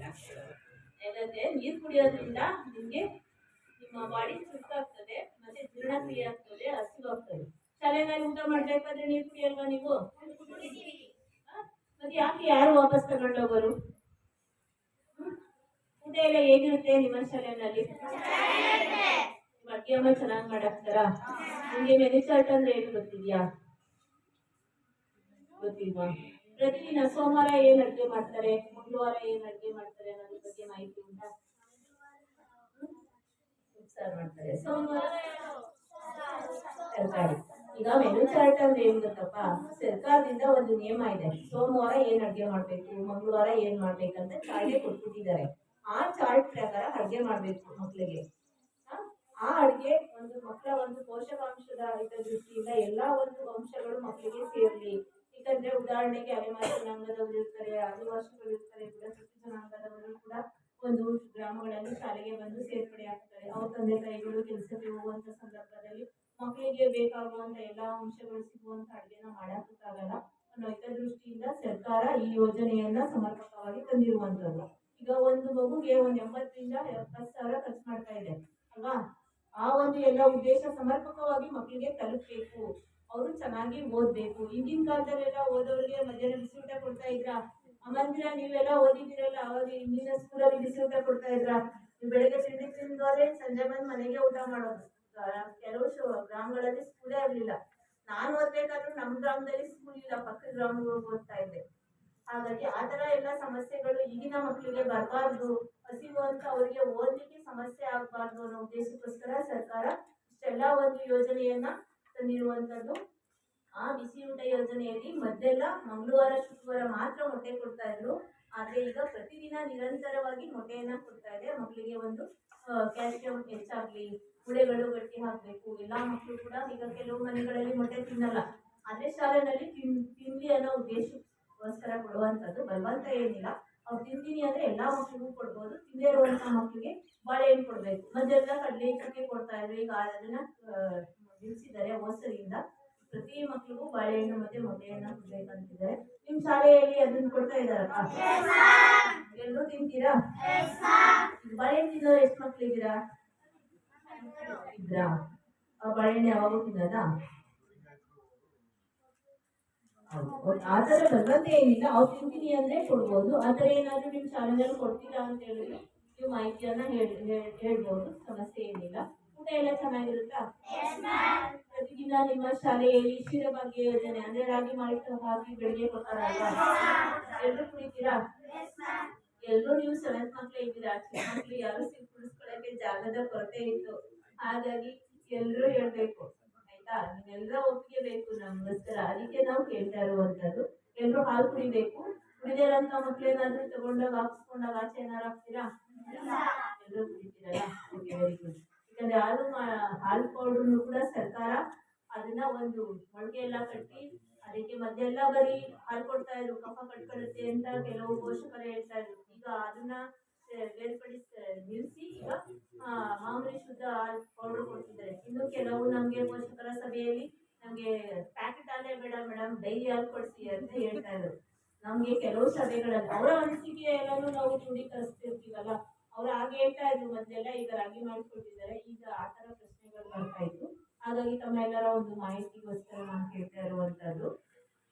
ಇನ್ನು ನಿಮ್ಮ ಶಾಲೆಯಲ್ಲಿ ಪ್ರಯೋಗಾಲಯ ಮತ್ತೆ ಗ್ರಂಥಾಲಯಕ್ಕೆ ಸಂಬಂಧಪಟ್ಟಂತೆ ನಿಮ್ಮ ಶಾಲೆಯಲ್ಲಿ 1600 ಗ್ರಂಥಾಲಯ ಬುಕ್ಸ್ ಇದೆ. ನಿಮ್ಗೆ ಓದ್ಲಿಕ್ಕೆ ಕೊಡ್ತಾರಾ? ಯಾವ್ಯಾವ ಗ್ರಂಥಾಲಯ ಬುಕ್ಸ್ ಇದೆ ನಿಮ್ಮ ಶಾಲೆಯಲ್ಲಿ? ಕನ್ನಡ ಸ್ಟೋರಿ ಬುಕ್ಸ್ ಇದೆ, ಇಂಗ್ಲಿಷ್ ಸ್ಟೋರಿ ಬುಕ್ಸ್ ಇದೆ, ಇದು ಜ್ಞಾನಪೀಠ ಪ್ರಶಸ್ತಿ ತೆಗೆದಿರೋದು ಬುಕ್ ಇದೆ, ಮತ್ತೆ ಕವಿಗಳ ಬುಕ್. ಓದ್ತೀರಾ ನೀವೆಲ್ಲ? ಕವಿಗಳ ಬುಕ್ಸ್ ಎಲ್ಲ ಕೊಡ್ತಾರಾ? ಕೊಡ್ತೀರಾ? ಎಲ್ರು ತಗೋತೀರಾ? ಒಂದು ನಿರ್ವಹಣೆ ಮಾಡಿದಾರಾ ನಿಮ್ಮ ಶಾಲೆಯಲ್ಲಿ? ವಹಿ ಅಂದ್ರೆ ನೀವು ಗ್ರಂಥಾಲಯ ಬುಕ್ಸ್ ತಗೋತೀರಲ್ಲ, ತಗೊಂಡೋದಕ್ಕೆ ಮಾಡ್ತೀರಾ? ಓದ್ಬೇಕು ಎಲ್ರು. ಎಷ್ಟು ಗಂಟೆ ಓದ್ತೀರಾ ನೀವು ಮಾಮೂಲಿ ಮನೆಗೆ ಹೋಗಿ?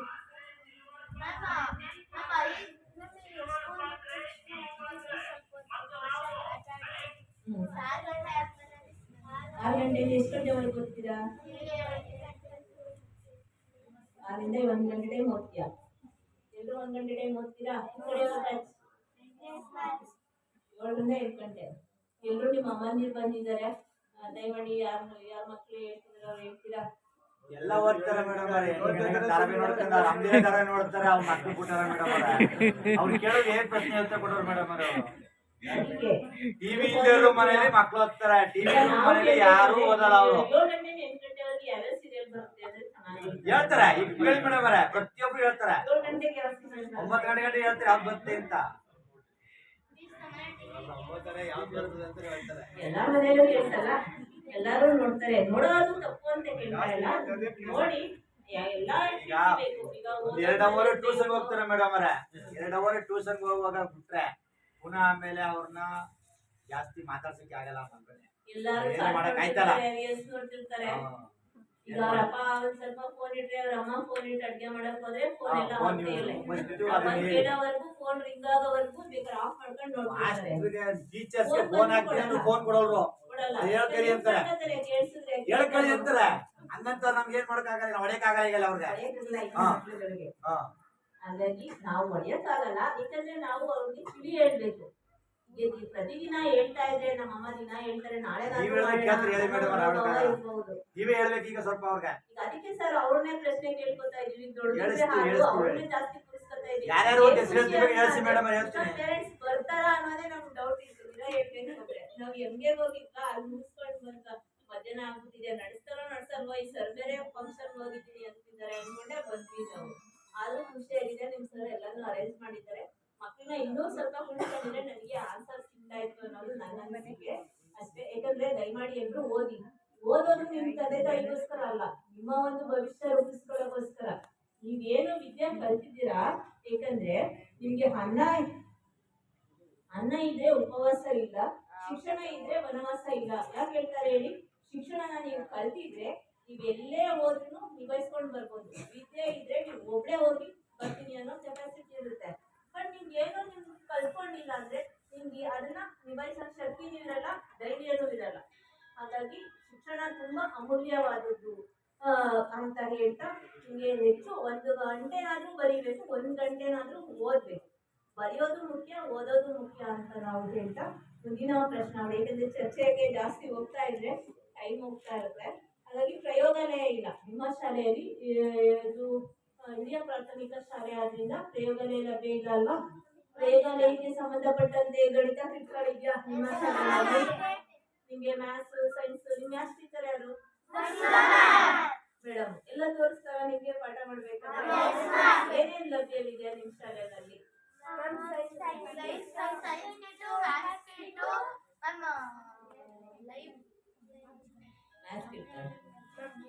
ಕೊಡ್ತಾರ ನಿಮ್ಗೆ?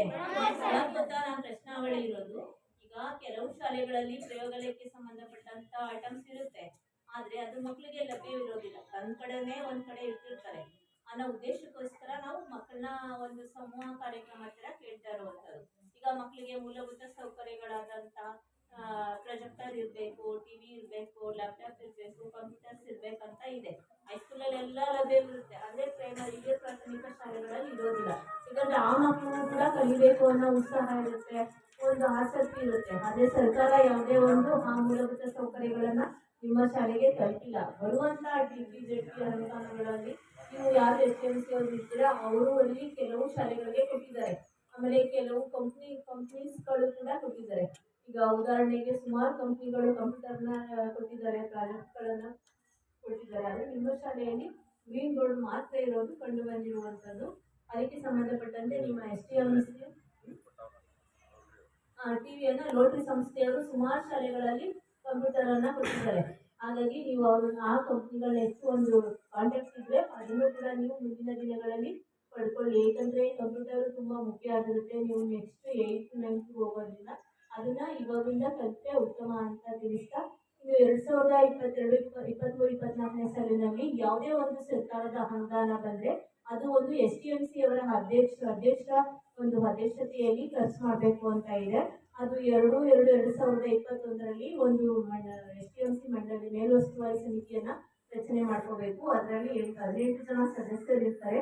ಅಧ್ಯಕ್ಷರು, ಉಪಾಧ್ಯಕ್ಷರು, ಶಿಕ್ಷಕರು, ಮಕ್ಕಳು ಎಲ್ಲರೂ ಒಳಗೊಂಡು ಒಂದು ಕಮಿಟಿಯನ್ನ ಮಾಡಿಕೊಂಡು ಯಾವುದೇ ಒಂದು ಅನುದಾನ, ಉದಾಹರಣೆಗೆ ಸಮವಸ್ತ್ರ ಎಲ್ಲ ಕೊಟ್ಟಿದ್ದಾರಾ, ಪಠ್ಯ ಪುಸ್ತಕಗಳು ಕೊಟ್ಟಿದ್ದಾರಾ, ಸ್ಟೂಡೆಂಟ್ ಸಾಕ್ಸ್ ಎಲ್ಲ ಕೊಟ್ಟಿದ್ದಾರಾ, ಕೊಟ್ಟಿದಾರಾ? ಎಲ್ಲರೂ ನೀವು ಹಾಕೊಂಡು ಬರ್ತೀರಾ ಪ್ರತಿದಿನ? ಶೂ ಎಲ್ಲ ಚೆನ್ನಾಗಿದ್ಯಾ? 2 ಸಾಕ್ಸು ಮತ್ತೆ ಶೂ ಕೊಟ್ಟಿದ್ದಾರಲ್ವಾ? ಅದು ಸರ್ಕಾರದಿಂದ ಖರ್ಚು ಬರುವಂತದ್ದು. ಯಾವುದೇ ಒಂದು ಅನುದಾನ ಬಂದರೂ ಕೂಡ ಅದು ಮಕ್ಕಳಿಗೆ ಸಮರ್ಪಕವಾಗಿ ತಲುಪಬೇಕು ಅನ್ನೋ ಉದ್ದೇಶ STMC ಅಧ್ಯಕ್ಷರ ಒಂದು ಅಧ್ಯಕ್ಷತೆಯಲ್ಲಿ ಇದೆಲ್ಲ ಅನುದಾನ ಬಂದಿದೆ. ಮಕ್ಕಳಿಗೆಲ್ಲ ತಲುಪಿಸ್ತಾ ಇದ್ದೀವಿ.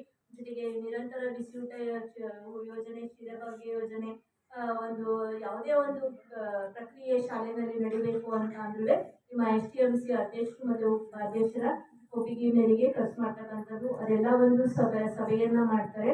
ಅದರಲ್ಲಿ ಕೂಡ ನಾವು ಕೆಲವು ಸಭೆ ನಡವಳಿಕೆಗಳನ್ನ ಹೇಳ್ತೀವಿ. 18, 11, 23, 1, 12, 23ರಂದು ಕೂಡ ಈ ಎಲ್ಲ ಒಂದು ಖಚಿತ ವಿಷಯಗಳಿಗೆ ನಡವಳಿಕೆಯನ್ನ ಮಾಡಿದ್ದಾರೆ. ಇನ್ನು ಮುಂದಿನ ವಿಷಯಕ್ಕೆ ಸಂಬಂಧಪಟ್ಟಂತೆ ನಿಮ್ಮ ಶಾಲೆಯಲ್ಲಿ ಕ್ರೀಡೆಗಳಿಗೆ ಹೆಚ್ಚಿನ ಆದ್ಯತೆ ಇದೆ ಅಲ್ವಾ? ಏನೇನು ಕ್ರೀಡಾ ಸಾಮಗ್ರಿಗಳಿದೆ?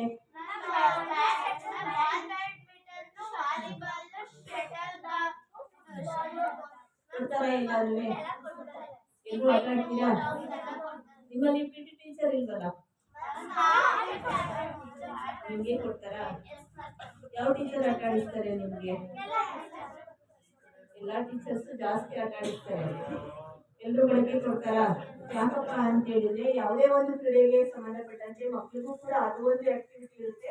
ಕ್ರೀಡಾ ಪರಿಕರಗಳನ್ನ ಮಕ್ಕಳಿಗೆ ಕೊಡ್ಬೇಕು. ಅವ್ರಿಗೂ ಕೂಡ ಆಟ ಆಡ್ಲಿಕ್ಕೆ ಬಿಡಬೇಕು. ಆಟ ಆಡೋದ್ರಿಂದ ಮಕ್ಕಳ ಒಂದು ದೈಹಿಕ ಚಟುವಟಿಕೆ, ಮಾನಸಿಕ ಬೆಳವಣಿಗೆ ಹೆಚ್ಚಾಗಿ ಅವರು ಒಂದು ಖುಷಿಯಾಗಿರ್ಬೇಕು, ಅವ್ರ ಆರೋಗ್ಯ ಕೂಡ ಚೆನ್ನಾಗಿರ್ಬೇಕು ಅನ್ನೋ ಉದ್ದೇಶಕ್ಕೋಸ್ಕರ ಸರ್ಕಾರ ಈ ಒಂದು ಚಟುವಟಿಕೆಯಲ್ಲಿ ನಿಮ್ಮ ಶಾಲೆಯಲ್ಲಿ ಯೋಗಾಭ್ಯಾಸ ಮಾಡಿಸ್ತಾರಾ? ಯೋಗಾಭ್ಯಾಸ ಉಂಟಾ? ಎಲ್ಲರೂ ಭಾಗವಹಿಸ್ತೀರಾ? ಹಾಗಾಗಿ ಈ ಒಂದು ಪ್ರಕ್ರಿಯೆ ನಡೀತಿರೋದು ಉತ್ತಮವಾದ ಒಂದು ಅಂಶವಾಗಿ ಕಂಡು ಬಂದಿದೆ. ಇನ್ನು ಅನುದಾನಕ್ಕೆ ಸಂಬಂಧಪಟ್ಟಂತೆ 1/4/2023ರಿಂದ 31/3/2024 ಅಂದ್ರೆ ಏಪ್ರಿಲ್ ಟು ಮಾರ್ಚ್ ವರೆಗೆ ನಿಮ್ಮ ಶಾಲೆಯಲ್ಲಿ ಬಂದಂತಹ ಅನುದಾನ ಓಪನಿಂಗ್ ಬ್ಯಾಲೆನ್ಸ್ ಸೇರಿದಂತೆ 1,54,259 ರೂಪಾಯಿ ಬಂದಿದೆ. ಅದಕ್ಕೆ ಸಂಬಂಧಪಟ್ಟಂತೆ ಖರ್ಚು ವೆಚ್ಚಗಳ ಬಗ್ಗೆ ಹೇಳೋದಾದ್ರೆ ಶಾಲಾ ಅನುದಾನ, STMC, ವಿದ್ಯಾಂಜಲಿ, ವಿಶಿಷ್ಟಚೇತನ ಮಗು ಎಲ್ಲಕ್ಕೂ ಸೇರಿದಂತೆ 1,36,808 ರೂಪಾಯಿ ಖರ್ಚು ಮಾಡಿರುವಂತ ಬಿಲ್ವಚರ್ಗಳನ್ನ ನಮ್ಮ ಸಾಮಾಜಿಕ ಪರಿಶೋಧನೆಗೆ ಹಾಜರುಪಡಿಸಿದ್ದಾರೆ. ಇನ್ನು ಉಳಿಕೆ 17,451 ರೂಪಾಯಿ ಪಾಸ್ಟ್ಗಳಿಂದ ಆ ಒಂದು ವರ್ಷದಲ್ಲಿ ಉಳಿದಿರೋದು ಕಂಡು ಬಂದಿದೆ. ಜೊತೆಗೆ ಮುಂದಿನ ವಿಷಯಕ್ಕೆ ಸಂಬಂಧಪಟ್ಟಂತೆ ಸಾಕ್ಷರತೆ, ಬುನಾದಿ ಸಾಕ್ಷರತೆ ಮತ್ತು ಸಂಖ್ಯಾಜ್ಞಾನಕ್ಕೆ ಸಂಬಂಧಪಟ್ಟಂತೆ ನಿಮ್ಮಲ್ಲಿ FLN ಪ್ರಕ್ರಿಯೆ ಮಾಡ್ತಾರಾ? FLN ಅಂದ್ರೆ ಏನಂತ ಗೊತ್ತಿದ್ಯಾ? Very good. ಯಾಕಂದ್ರೆ ಅದು ನೀವು ಹೇಳಿದ್ಮೇಲೆ ಅದನ್ನ ಮಾಡ್ತಾ ಇದ್ದಾರೆ ಅನ್ನೋದು ನಮ್ಗೆ ಖುಷಿ ಆಗ್ತಿದೆ ಅಲ್ವಾ? ಎಲ್ಲರೂ ಕಲ್ತ್ಕೋಬೇಕು. ಅದರಲ್ಲಿ ಭಾಗವಹಿಸೋ ಉದ್ದೇಶ ಏನಿದೆ? ಗುಂಪು ಚರ್ಚೆ ಮಾಡುವಂತದ್ದು ಅಲ್ವಾ? ಹೇಳಿ, ಏನೇನ್ ಮಾಡ್ತೀರಾ FLN ಪ್ರಕ್ರಿಯೆಯಲ್ಲಿ? ಕಲಿಕೆಗೆ ಹೆಚ್ಚಿನ ಒಂದು ಆದ್ಯತೆಯನ್ನ ಕೊಟ್ಟಕ್ಕಂಥದ್ದು. ಯಾವ ಮಗು ಕಡಿಮೆ ಅಂಕಗಳನ್ನ ತೆಗೆದಿದೆ ಅದೇ ಗುಂಪಾಗಿ ಓದಿ ಆ ಮಗು ಕೂಡ ಎಕ್ಸಾಂಪಲ್ ಒಂದು 30 ಮಾರ್ಕ್ಸ್ ತಗೊಂಡಿದ್ರೆ ಇನ್ನೊಂದು ಮಗು 25 ಮಾರ್ಕ್ಸ್ ತಗೊಂಡಿದ್ರೆ ಅದು ಪರೀಕ್ಷಾ ಹಂತದಲ್ಲಿ ಒಂದು ಸಮನಾದಂತಹ ಅಂಕಿಅಂಶಗಳು ಬರಬೇಕು ಅನ್ನೋದು ಸರ್ಕಾರದ ಮಕ್ಕಳ ಒಂದು ಅಂಕಿಅಂಶದಲ್ಲಿ ಸಮನಾಗಿ ಬರಬೇಕು ಅನ್ನೋ ಉದ್ದೇಶಕ್ಕೋಸ್ಕರ FLN ಕಾರ್ಯಕ್ರಮವನ್ನ. ಯಾಕಂದ್ರೆ ಇಂದಿನ ಒಂದು ಪುನರ್ಮನನ ಮಾಡುವಂತ ಪ್ರಕ್ರಿಯೆ ನಿಮ್ಮ ಶಾಲೆಯಲ್ಲಿ ಇದೆ ಅಂತ ಹೇಳ್ತಾ ವಿಷಯವಾರು ಎಲ್ಲರೂ ಕೂಡ ಭಾಗವಹಿಸಬೇಕು. ವಾರದಲ್ಲಿ ಒಂದಿನ ಮಾಡ್ತಾರಾ? ಎಷ್ಟು ದಿನ ಮಾಡ್ತಾರೆ? ಎಷ್ಟು ದಿನ ಪ್ರಕ್ರಿಯೆ ಇದೆ FLN ಪ್ರಕ್ರಿಯೆ? ಪ್ರತಿದಿನ ನಡೆಯುತ್ತಾ ಮೇಡಮ್ ಅಥವಾ ವಾರದಲ್ಲಿ ಒಂದಿನ? ಪ್ರತಿದಿನ ಭಾಗವಹಿಸ್ತೀರಾ?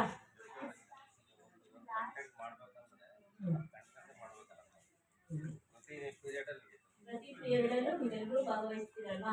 ಇನ್ನು ಮುಂದಿನ ವಿಷಯಕ್ಕೆ ನಿಮ್ಮ ಶಾಲೆಯಲ್ಲಿ ಕ್ಲಸ್ಟರ್ ಸಂಪನ್ಮೂಲ ವ್ಯಕ್ತಿಗಳು ಒಂದು ಶಾಲೆಗೆ ಭೇಟಿ ನೀಡಿ ಅವರಿಗೂ ಕೂಡ, ಯಾಕಂದ್ರೆ ನಾವು ಆಡಿಟ್ ಮಾಡಿದೀವಿ ಅಂತಿಲ್ಲ, ಶಿಕ್ಷಣ ಇಲಾಖೆಯಲ್ಲೂ ಆಗ್ತದೆ. ಅದಕ್ಕೆ ಸಂಬಂಧಪಟ್ಟಂತ BO ಆಫೀಸಲ್ಲಿ ಕ್ಲಸ್ಟರ್ ಸಂಪನ್ಮೂಲ ವ್ಯಕ್ತಿಗಳು ಕೂಡ ನಿಮ್ಮ ಶಾಲೆಗೆ ಭೇಟಿ ನೀಡಿ ಒಂದು ಮಂಜುನಾಥ್ ಸರ್, ಭರತ್ ಸರ್, ಗೋಪಾಲ್ ಕೃಷ್ಣ ಅವರು, ಅನ್ಸೂಯ ಅವರು, ರಘು ಅವರು, ರೈಟಿಂದ BO ಆದಂತಹ ಮಹಾದೇವ್ ಸರ್, ಉಮೇಶ್ ಸರ್ ಎಲ್ಲರೂ ಕೂಡ ಶಾಲೆಯ ಭೇಟಿ ನೀಡಿ ಶಾಲೆಯ ಒಂದು ಹಾಜರಾತಿ ಮತ್ತೆ ದಾಖಲಾತಿ, ಮಕ್ಕಳ ಮೂಲಭೂತ ಸೌಕರ್ಯಗಳು, ಅವರ ಒಂದು ಎಕ್ಸಾಮ್ ಟೈಮಲ್ಲಿ ಹೇಗೆ ಓದ್ತಾ ಇದ್ದಾರೆ, ಅವರ ಒಂದು ಅನಿಸಿಕೆ ಅಭಿಪ್ರಾಯಗಳನ್ನು ಕೂಡ ನೋಡಿ ಅವರ ಒಂದು ದಾಖಲಾತಿಯಲ್ಲಿ ನಿರ್ವಹಣೆ ಮಾಡಿರೋದು ಕಂಡು ಬಂದಿದೆ. ಇನ್ನು ಬೋಧನಾ ಕಲಿಕಾ ಸಾಮಗ್ರಿಗಳಿಗೆ ಸಂಬಂಧಪಟ್ಟಂತೆ ಗ್ರೀನ್ ಬೋರ್ಡ್ ಮತ್ತೆ ಚಾರ್ಟ್ಗಳನ್ನ ಬಳಕೆ ಮಾಡ್ಕೊಂಡು ಪಾಠ ಮಾಡ್ತಾರಾ ಮೇಡಮ್? ಕೊಡ್ತಿದಾರಾ ನಿಮ್ಗೆ ಮ್ಯಾಥ್ಸ್ ಮತ್ತೆ ಸೈನ್ಸ್ ಎಲ್ಲ? ಯಾಕಂದ್ರೆ ಅಷ್ಟೇ ಮಾತ್ರ ನಿಮ್ಮ ಶಾಲೆಯಲ್ಲಿ ಲಭ್ಯವಿರುವಂತಹದ್ದು. ಇನ್ನು ಸ್ವಯಂ ರಕ್ಷಣಾ ತರಬೇತಿಯನ್ನ ನಿಮ್ಗೆ ಕೊಡುವಂತಹದ್ದು. ಯಾಕಂದ್ರೆ ನಿಮ್ಮ ಶಾಲೆಯಲ್ಲಿ ಸ್ವಯಂ ರಕ್ಷಣಾ ತರಬೇತಿಗೆ ಸಂಬಂಧಪಟ್ಟಂತೆ ಕರಾಟೆ ಏನಾದ್ರು ಉಂಟಾ ನಿಮ್ಮ ಶಾಲೆಯಲ್ಲಿ? ಕರಾಟೆ ಟೀಚರ್ ಉಂಟಾ? ಹೊರಗಡೆಯಿಂದ ಬಂದು ಏನಾದ್ರು ಹೇಳ್ಕೊಡ್ತಾರಾ? ಆದ್ದರಿಂದ ಆ ವಿಷಯಕ್ಕೆ ಸಂಬಂಧಪಟ್ಟಂತೆ ನಿಮ್ಮ ಶಾಲೆಯಲ್ಲಿ ಯೋಗಾಭ್ಯಾಸವನ್ನ ಮಾಡ್ತಿರೋದು ಕಂಡು ಬಂದಿದೆ. ಇನ್ನು ಉಳಿದಂತೆ ಕಸ ವಿಲೇವಾರಿ ಮಾಡುವ ಬಗ್ಗೆ ಹೇಳೋದಾದ್ರೆ ನಿಮ್ಮ ಶಾಲೆಯಲ್ಲಿ ಹಸಿ ಕಸ ಮತ್ತು ಒಣ ಕಸವನ್ನು ಬೇರ್ಪಡಿಸಿ ಅಗ್ನಿನಂದಕರಣವನ್ನು ಮಾಡ್ತಾ ಇದ್ದೀವಿ ಅಂತ ಶಿಕ್ಷಕರು ಹೇಳಿದ್ದಾರೆ.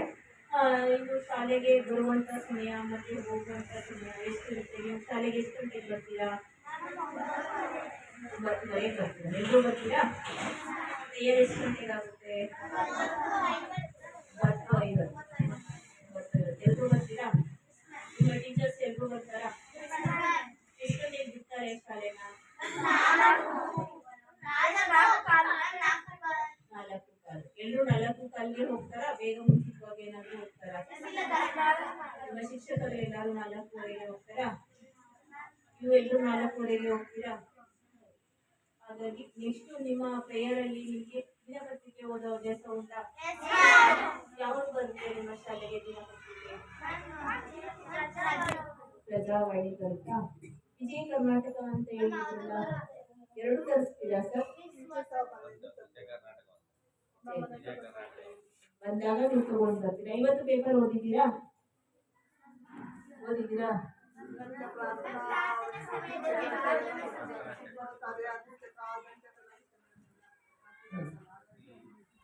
ಪ್ರತಿದಿನ ಓದಿಸಲ್ವಾ?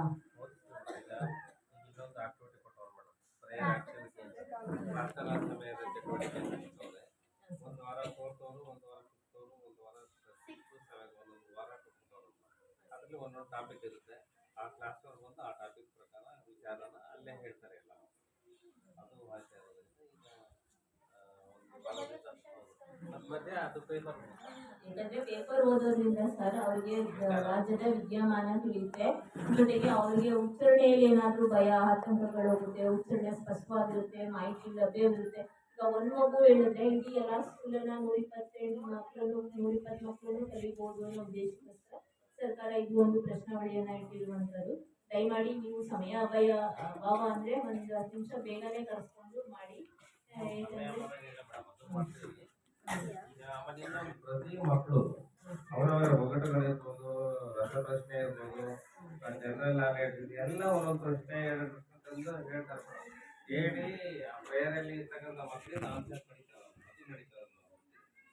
ಅದ್ರ ಜೊತೆಗೆ ಇದು ಒಂದು ಕಂಟಿನ್ಯೂ ಮಾಡಿ ಸರ್ ಅಂತ ಹೇಳ್ತಾ, ಜೊತೆಗೆ ನಿಮ್ಮ ಶಾಲೆಯಲ್ಲಿ ಶಾಲಾ ಕೊಠಡಿಗಳ 5 ಕೊಠಡಿಗಳು ಮೇಲ್ಸೌಂದು ದುರಸ್ತಿ ಇದೆ ಅಂತ ಹೇಳಿದ್ದಾರೆ. ನಿಮ್ಮ ಶಾಲೆಗೆ ಆರೋಗ್ಯ ಇಲಾಖೆಯವರು ಬರ್ತಾರಾ? ಚೆಕಪ್ ಎಲ್ಲ ಮಾಡ್ತಾರಾ? ಮಾಡಿಸ್ಕೊಂಡಿದ್ದೀರಾ? ಏನೇನು ಕೊಟ್ಟಿದ್ದಾರೆ ನಿಮಗೆ?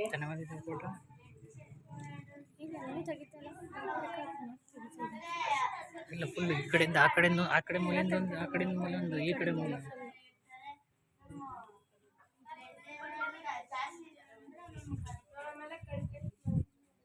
ಚೆಕಪ್ ಎಲ್ಲ ಮಾಡ್ತಾರೆ, ಟೆಸ್ಟ್ ಎಲ್ಲ ಮಾಡ್ತಾರೆ, ಮಾಡಿಸ್ಕೊಂಡಿದ್ದೀರಾ? ಅದು ಒಂದು ಪ್ರಕ್ರಿಯೆ ಸರ್ಕಾರಿ ಶಾಲೆಯಲ್ಲಿ ಲಭ್ಯವಿದೆ ಅಂತ ಹೇಳ್ತಾ. ಯಾಕಂದ್ರೆ ಇದನ್ನು ತುಳು ಮಾತ್ರೆ ಕೊಡುವಂಥದ್ದು, ಮತ್ತೆ ಅವರಿಗೆ ಏನಾದ್ರು ವಿಟಮಿನ್ಸ್ ಕ್ಯಾಲ್ಸಿಯಂ ಏನಾದರೂ ಕಡಿಮೆ ಇದ್ರೆ ಅವರಿಗೆ ಮಾತ್ರೆಯನ್ನು ಕೊಡುವಂಥದ್ದು, ಡಾಕ್ಟರ್ ಅಥವಾ ನರ್ಸ್ಗಳು ಕೂಡ ಅದು ಒಂದು ಪ್ರಕ್ರಿಯೆ ಶಾಲೆಯಲ್ಲಿ ಇರುವಂಥದ್ದು. ಇದು ನಲಿಕಲಿಗೆ ಸಂಬಂಧಪಟ್ಟಂತೆ ಪ್ರಗತಿ ಶೀಟ್ಗಳು, ಚಾರ್ಟ್ಗಳು ಎಲ್ಲ ಲಭ್ಯವಿದೆ ಅಲ್ವಾ ನಿಮ್ಮ ಶಾಲೆಯಲ್ಲಿ? ಎಲ್ಲರೂ ಬಳಕೆ ಮಾಡಕ್ ಕೊಡ್ತಾರ ಮಕ್ಕಳಿಗೆ? ಅದೇ ಲಭ್ಯ ಇದ್ರೂ ಕೆಲವು ಒಂದ್ ಕಡೆ ಇಟ್ಟಿರ್ತಾರೆ, ಮಕ್ಕಳಿಗೆ ಕೊಡಲ್ಲ. ಆ ಥರ ಏನಾದರೂ ಹೇಳ್ಬೋದು. ಎಲ್ಲ ಮಕ್ಕಳಿಗೆ ಅದನ್ನ ಬಳಕೆ ಮಾಡಬೇಕು ಅನ್ನೋ ನಿಯಮ ಇದೆ. ಬಳಕೆ ಮಾಡ್ತಿದ್ರೆ ಇನ್ನು ಉತ್ತಮ ಅಂತ ಹೇಳ್ತಾ, ನಿಮ್ಮ ಶಾಲೆಯಲ್ಲಿ ಸಂಭ್ರಮ ಶನಿವಾರ ಮಾಡ್ತೀರಾ? ಬ್ಯಾಗ್ ಎಲ್ಲರೂ ಭಾಗವಹಿಸಿದ್ದೀರಾ? ಹಾಗಾದ್ರೆ ಏನೇನ್ ಮಾಡಿದ್ದೀರಾ ಅಂತ ಯಾರಾದ್ರೂ ಹೇಳ್ಬೋದಾ? ಹೇಳಿ.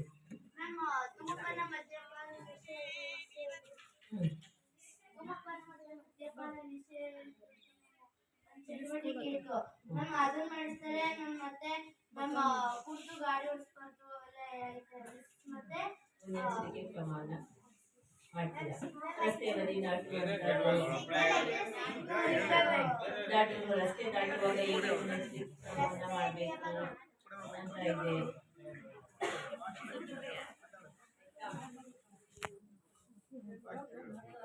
ರಸ್ತೆ ನಿಯಮಗಳ ಬಗ್ಗೆ ಮಾಡಿದ್ದೀರಾ? ಎಲ್ಲರೂ ಭಾಗವಹಿಸ್ಬೇಕು. ಯಾಕಂದ್ರೆ ಇದು ಪ್ರೈವೇಟ್ ಸ್ಕೂಲಲ್ಲೂ ಕೂಡ ಈ ತರ ಚಟುವಟಿಕೆಗಳಿದೆ, ಆದ್ರೆ ಸರ್ಕಾರಿ ಶಾಲೆಗಳು ಕೂಡ ಈ ಎಲ್ಲ ಒಂದು ಚಟುವಟಿಕೆಗಳು ಸೌಲಭ್ಯಗಳು ಮಕ್ಕಳಿಗೆ ಸಿಗ್ಬೇಕು. ಅವರು ಕೂಡ ಆ ಮಕ್ಕಳು ಹೇಗ್ ಓದ್ತಾರೆ ಅದಕ್ಕಿಂತ ನಮ್ಮ ಸರ್ಕಾರಿ ಶಾಲೆಯಲ್ಲಿ ಓದಿರುವ ಮಕ್ಕಳು ಹೆಚ್ಚಿನ ಒಂದು ಪರ್ಸೆಂಟೇಜ್ ಬರ್ತಾ ಇದೆ. ಆಮೇಲೆ ಇವರಿಗೆ ಒಂದು ಮನೋಭಾವ ಸಂಸ್ಕೃತಿ ಜಾಸ್ತಿ ಇದೆ ನಮ್ಮ ಗ್ರಾಮೀಣ ಪ್ರದೇಶದಲ್ಲಿರುವ ಮಕ್ಕಳು. ಯಾಕಂದ್ರೆ ನಾವು ಪ್ರೈವೇಟ್ ಅಲ್ಲಿ ಓದಿಸಿರುವಂತ ಮಕ್ಕಳು ಒಳ್ಳೆ ಪ್ರತಿಭೆಯನ್ನ ಮಾಡಿದ್ದಾನೆ, ಬೆಸ್ಟ್ ಬಂದ ತಕ್ಷಣ ನಿಮ್ಮ ಒಂದು ಆಯ್ತಂದ್ರೆ ಒಂದೊಂದು ಮಗುದಲ್ಲಿ ಹಾಡೋ ಪ್ರತಿಭೆ ಇರುತ್ತೆ, ಒಂದೊಂದು ಮಕ್ಕಳಲ್ಲಿ ಡ್ಯಾನ್ಸ್ ಮಾಡೋದು, ನೃತ್ಯ ಮಾಡುವಂಥದ್ದು, ಪ್ರಾಜೆಕ್ಟ್ಗಳನ್ನ ಮಾಡುವಂಥದ್ದು, ಅವರವರ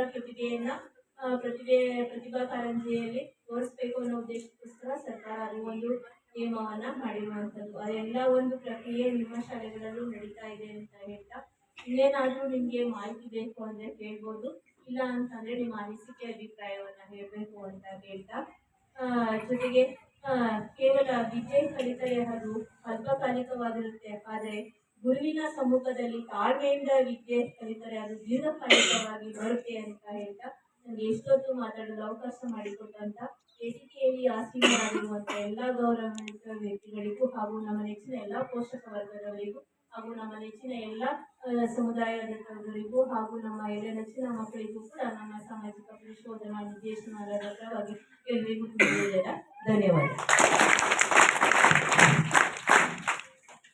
ಇಲ್ಲಿವರೆಗೂ ಸುದೀರ್ಘವಾಗಿ ಎಲ್ಲ ಯೋಜನೆಗಳು ಮಕ್ಕಳು ಕಲ್ತಿದ್ವಿ. ಆ ಶಾಲೆಯಲ್ಲಿ 2023ನೇ ಸಾಲಿನಲ್ಲಿ ಏನು ಆ ವಾರ್ಷಿಕ ಯೋಜನೆಯಲ್ಲಿ ನಾವು ಏನೇನು ಮಾಡಿದ್ವಿ ಎಲ್ಲರೂ ನಿಮ್ಮ ಸಮ್ಮುಖದಲ್ಲಿ ಮೇಡಮ್ ಅವರು ನಿರ್ದೇಶಿಸಿದ್ದಾರೆ.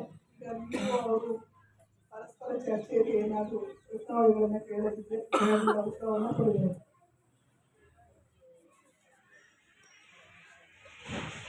LKG ಮತ್ತು UKG ಮಕ್ಕಳಿಗೆ ಎಜುಕೇಶನ್ ಕೊಟ್ಟಿದ್ದೀರಾ, ಅವ್ರಿಗೆ ಒಂದು ಊಟದ ವ್ಯವಸ್ಥೆ ಇದೆ. ಅದು ಸರ್ಕಾರದಿಂದ ಕೊಟ್ಟಿರೋಂಥ ನಮ್ಮ ಮುಖ್ಯಮಂತ್ರಿ ಹೇಳಿದ್ರು. ನಿಜ ಹೇಳೋದು ಒಂದು ಉತ್ತಮ ಪ್ರಶ್ನೆ. ನಿಮ್ಮ ಗಮನಕ್ಕೆ ಬಂದ್ರೆ ಏನಾದರೂ ಚಾಲ್ತಿ ಆಗ್ಬೋದು ಅಂತ ನಮ್ಮ ಪ್ರೆಸಿಡೆಂಟ್ ಹೇಳಿದ್ದಾರೆ. ಸರ್ಕಾರದಿಂದ ನಮಗೆ LKG UKG ಸ್ಯಾಂಕ್ಷನ್ ಆಗಿರೋದು, ಆದರೆ ಮಧ್ಯಾಹ್ನದ ಬಿಸಿ ಹೋಗ್ಲಿಕ್ಕೆ ಅವ್ರಿಗೆ ಯಾವುದೇ ಒಂದು CJ ಸರ್ಕಾರ ಮಾಡೋದು ಒಂದೆಲ್ಲ ಕರ್ನಾಟಕ ಪೂರ್ವ. ಈಗ ಈ ಸಾರಿ ಅದು ಆಗ್ಬೋದು ಕಾರಣ ಈ ಸಾರಿ ಸರ್ಕಾರದಲ್ಲೇ ಚಿಂತನೆ ಮಾಡಿ ಜೊತೆಗೆ ಈ ವರ್ಷನೂ ಏನು ಸ್ಯಾಂಕ್ಷನ್ ಆಗಿದಾವೆ ಒಟ್ಟಿಗೆ ಕೊಡ್ತೀವಿ ಅಂತ ಹೇಳಿದ್ದಾರೆ. ಈ ವರ್ಷ ಅಂತ ನೆಕ್ಸ್ಟ್ 26-27ನೇ ಸಾಲಿನಿಂದ ಅದು ಆಗ್ಬೋದು. ಈಗ ಅದಕ್ಕೇನೆ ನಾವೇ ಈಗ ಏನು ಮಕ್ಕಳಿಗೆ 1 to 7th ಅವರಲ್ಲೇ ಶೇರ್ ಮಾಡಿ ಅವ್ರನ್ನ ಕೊಡಿಸ್ತಾ ಇದ್ವಿ. ಅವ್ರಿಗೆ ಇದು ಸರ್ಕಾರದ ಸಮಸ್ಯೆ ಆಗಿರೋದ್ರಿಂದ ಮೇಡಮ್ ನಿಮ್ಗೆ ಉತ್ತರ ಹೇಳಲಿಕ್ಕೆ ಆಗೋದಿಲ್ಲ. ಗೌರ್ಮೆಂಟ್ ಸರ್ಕಾರ ಪಾಲಿಸಿದ್ದು ನೆಕ್ಸ್ಟ್ ಆಗುತ್ತೆ, ಅಲ್ಲಿವರೆಗೆ ನಾವು ಇದೇ ವ್ಯವಸ್ಥೆ ಮಾಡಬೇಕು. ದಾನಿಗಳಿರ್ಬೋದು ಅಥವಾ ಇಲ್ಲಿ ಏನಾದರೂ ವ್ಯವಸ್ಥೆ ಮಾಡ್ತೀವಿ ನಾವು ಮಾಡ್ತಾ ಹೋಗ್ಬೇಕಷ್ಟೇ. ನಮ್ಗೆ ಅವರು LKG UKG ಕೊಟ್ಟಿರೋದೇ ಹೆಚ್ಚು, ಅದನ್ನ ಉಳಿಸ್ಕೊ ಹೋಗೋಂಥ ಪ್ರಯತ್ನ ನಾವು ನೀವೆಲ್ಲ ಮಾಡ್ಬೇಕಷ್ಟೇ. ಅವ್ರ ಉತ್ತರ ಅಷ್ಟೇ ಮೇಡಮ್ ಈ ವಿಚಾರ. ನಮ್ಮ ಶಾಲೆಗೆ ಟೀಚರಿಗೆ ಮಾತಾಡಿದ್ರೆ ದೈಹಿಕ ಶಿಕ್ಷಕರಿಲ್ಲ ಅಂತ ಈಗ ಎಲ್ಲ ಮಕ್ಕಳನ್ನು ಸದ್ಯ ಎಲ್ಲ ಆಟ ಆಡೋಕ್ಕೆ ಮಕ್ಕಳಿಗೆ ಎಲ್ಲ ಸ್ಪೋರ್ಟ್ಸ್ ಐಟಮ್ ಕೊಡ್ತಾ ಇದೆ, ಎಲ್ಲ ಹೇಳ್ತಾರೆ. ಆ ವ್ಯವಸ್ಥೆ ಎಲ್ಲ ಚೆನ್ನಾಗಿದೆ. PD ಟೀಚರ್ ಬಿಡ್ತಾರೆ, ಅವ್ರ ಮಕ್ಕಳು ಆಟ ಆಡ್ತಾವೆ, ಅದು ಎಲ್ಲರಿಗೂ ಸಿಗುತ್ತೆ ಅಂತ ನಮ್ಮ ಅನಿಸಿಕೆ. ಯಾಕೆ ನಾವು ಓದ್ಬೇಕಾದ್ರೂ ಹಾಗೆ ಕೊಡ್ತಿದ್ರು. ಪೀರಿಯಡ್ ಅಂತ ಇರ್ತದೆ ನಮ್ಗೆ, PT ಪೀರಿಯಡಲ್ಲಿ ನಮಗೆಲ್ಲ ಕೊಡ್ತಿದ್ರು. ಮಕ್ಳಿಗೆ ಎಲ್ಲರಿಗೂ ಕೊಟ್ಟರೆ ಒಂದೇ ಸಲ ಯಾರಿಗೂ ಏನು ಸಿಗಲ್ಲ, ಆಡ್ತಾರೆ ಮಕ್ಳು ಆಡ್ತಾರೆ. ಅದ್ರ ಬಗ್ಗೆ ಎರಡೇ ಮಾಡ್ತಿದ್ರು, ಅವ್ರು PD ಟೀಚರ್ ಒಂದು ಬೇಕು. ಸರ್, ನೀವು ಹೇಳಿದ್ದು ಉತ್ತಮ. ಯಾಕಂದ್ರೆ ನಿಮ್ಮ ಶಾಲೆಯಲ್ಲಿ ದಾಖಲಾತಿ ಹೆಚ್ಚಾಗಿದೆ, ಆದ್ರೂ ನೀವು ಸರ್ಕಾರದಿಂದ ನಿಯೋಜನೆ ಆಗಬೇಕು. ಇದಕ್ಕೆ BO ಆಫೀಸ್ಗೆ ನೀವು ಲೆಟರ್ ಕೊಡಿ, ಟ್ರಾನ್ಸ್ಫರ್ ಆಗಿದೆ ಅಂತ ಹೇಳಿದಾರಲ್ವಾ, ಅವರು ಬೇರೆ ಕಡೆಯಲ್ಲಿ ಟ್ರಾನ್ಸ್ಫರ್ ಆಗಿಲ್ಲ ಮೇಡಮ್, ರಿಟೈರ್ಡ್ ಆಗಿದೆ. ರಿಟೈರ್ಡ್ ಆದ್ಮೇಲೆ ಬೇರೆ ಶಾಲೆಯಿಂದ ಆಯ್ಕೆ ಮಾಡಿ ಹಾಕ್ತಾರೆ. ಅವ್ರಿಗೆ ಒಂದು ಮಾಹಿತಿಯನ್ನ ಸಲ್ಲಿಸಿ ಅಂತ ಹೇಳ್ಬೋದು. ನೀವು LKG UKGಗೆ ಬಿಸಿ ಊಟ ನಿರ್ವಹಣೆ ಆಗ್ತಿಲ್ಲ ಅಂದ್ರೆ ಕೆಲವು ಶಾಲೆಗಳಲ್ಲಿ ಈಗ LKG UKG ಆಗ್ತಿರೋದು. ಅದ್ರ ಉದ್ದೇಶ ಏನಪ್ಪಾ ಅಂದ್ರೆ 1ನೇ ಕ್ಲಾಸ್ಗೆ ದಾಖಲಾತಿ, ಈಗ 7th ಮಕ್ಕಳು ಪಾಸ್ ಆಗಿ ಹೊರಟೋಗ್ತಾರೆ, ಇನ್ನು 1ನೇ ಕ್ಲಾಸಿಗೆ ಅಡ್ಮಿಷನ್ ಆದ್ರೆ ಉತ್ತಮ ಅನ್ನೋ ಉದ್ದೇಶ ಒಂದು ಸರ್ಕಾರ ಮಾಡ್ತಿರೋದು. ಅದಕ್ಕೆ ಸಂಬಂಧಪಟ್ಟಂತೆ ಅನುದಾನವನ್ನ ಸರ್ಕಾರನೇ ಬಳಸುತ್ತೆ. ಅದಕ್ಕೆ ಸ್ವಲ್ಪ ಸಮಯ ಆಗ್ಬೋದು. ಯಾಕಂದ್ರೆ ಒಂದು ಶಾಲೆಯಲ್ಲಿ ಆಗುತ್ತೆ, ಇಡೀ ಸ್ಟೇಟ್ ಅಲ್ಲಿ ಎಲ್ಲಾ ಶಾಲೆಗಳಲ್ಲಿ ಆಗ್ಬಿಟ್ರೆ ಬಿಸಿ ಊಟ ಯಾವುದೇ ಒಂದು FPS 10 ಮಕ್ಕಳು ಇದ್ರೂ ಕೂಡ ಬಿಸಿ ಊಟ ಕೊಡ್ತಿದ್ದಾರೆ. ಅದೇ ರೀತಿ ಎಲ್ಲಾ ಶಾಲೆಗಳಲ್ಲೂ ಕೂಡ LKG UKG ಪ್ರಾರಂಭ ಆಗಿದೆ. ಸರ್ಕಾರದಿಂದಲೇ ನಿಮಗೆ ನೀವು ಕೇಳಿರುವಂಥ ಬೇಡಿಕೆ ಸಲ್ಲಿಸುತ್ತೆ ಅಂತ ನಾನು ತಿಳಿಸ್ತಾ ವರದಿನಲ್ಲೂ ಕೂಡ ನಾನು ಅದನ್ನ ಮೆನ್ಷನ್ ಮಾಡ್ತೀನಿ. ಓಕೆ ಟೀಚರ್ ಮೆನ್ಷನ್ ಮಾಡ್ಕೊಳ್ಳಿ ಮೇಡಮ್ ಅವರೇ. ಸರ್, ಅದನ್ನ ನಾವು ಮೆನ್ಷನ್ ಮಾಡೋದಕ್ಕಿಂತ ನಿಮ್ಮ ಮುಖ್ಯ ಶಿಕ್ಷಕರು PO ಆಫೀಸ್ಗೆ ಲೆಟ್ರ್ ಕೊಡಬೇಕಾಗ್ತದೆ. ಆ ಲೆಟ್ರ್ ಕೊಟ್ಟಂತ ಸಂದರ್ಭದಲ್ಲಿ PO ಅವರು ಅವ್ರ ಗಮನಕ್ಕೆ ತಂದ್ಮೇಲೆ ಅವ್ರು ಯಾರಲ್ಲಿ PT ಟೀಚರ್ ಇದ್ದಾರೆ ಅವ್ರನ್ನ ಆಯ್ಕೆ ಮಾಡಿ ಅವರು ಟ್ರಾನ್ಸ್ಫರ್ ಮಾಡಲಿಕ್ಕೆ ಸರ್ಕಾರದ ಒಂದು ನಿಯಮಾವಳಿ ಇದೆ.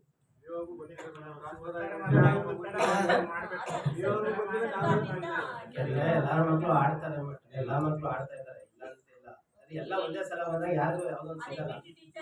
ಅವ್ರಲ್ಲಿ ಬೇರೆ ಇರ್ತದೆ, ಮಕ್ಕಳು ಆಡಕ್ಕೆ ಟೀಚರ್ ಇಲ್ಲದೆ ಮಕ್ಕಳು ಪಾಸ್ ಆಗಿದ್ದಾರೆ. ಒಂದೊಂದು ಇದಿನ್ ಮಾಡ್ಕೊಡ್ತಿದ್ರು ಮಕ್ಕಳುಗಳಿಗೆ. ಯಾಕಂದ್ರೆ ತುಂಬಾ ಕಾಲೇಜ್ ಈಗ ಎಲ್ಲಾ ಮಕ್ಕಳುಗಳು ಆಡುವಾಗ ಏನು ಗೊತ್ತಾ, ಅದು ಇಂಟ್ರೆಸ್ಟ್ ಬರಲ್ಲ. ಅದು ಒಂದ್ ಮಗುಗೆ ಏನೋ ಒಂದು ವಸ್ತು ಸಿಗುತ್ತೆ, ಇನ್ನೊಂದು ಮಗು ಸಿಗಲ್ಲ ಅಷ್ಟೇ. ಒಂದು ಕ್ರೀಡೆ ಬಂದ್ಮೇಲೆ ಒಂದು ಕ್ರೀಡೆ ಬಂದ್ಮೇಲೆ ಅದಕ್ಕೆ ಆದ್ಯತೆನೂ ಇರ್ಬೇಕು ಮೇಡಮ್. ಆದ್ಯತೆ ಇರುತ್ತೆ ಸರ್, ಯಾಕಂದ್ರೆ ಅವರು ರಿಟೈರ್ಡ್ ಆಗಿರೋದ್ರಿಂದ ಸರ್ಕಾರನೇ ಅದನ್ನ ತಗೋಬೇಕು ಮೇಡಮ್. ಸುಮ್ನೆ ಮಾಡ್ಕೊಯ್ತಂದ್ರೆ ದುಡಿವೇನೆ. ಪ್ರಶ್ನೆ ಇಬ್ಬರು ಪ್ರಶ್ನೆ ಅದು ಪ್ರತಿ ಶಾಲೆಗೂ ಅವಶ್ಯಕ. ಈಗ ಒಂದು ನಿಯಮ ಏನಿದೆಯಪ್ಪ ಅಂದ್ರೆ 150 ಮಕ್ಕಳು ಇದ್ದರೆ ಒಂದು ದೈಹಿಕ ಶಿಕ್ಷಕ ಸೇರಿಸುತ್ತೆ ಮಂಜೂರಾಗುತ್ತೆ. ನಮಗೆ ಮಂಜೂರಾಗಿದೆ.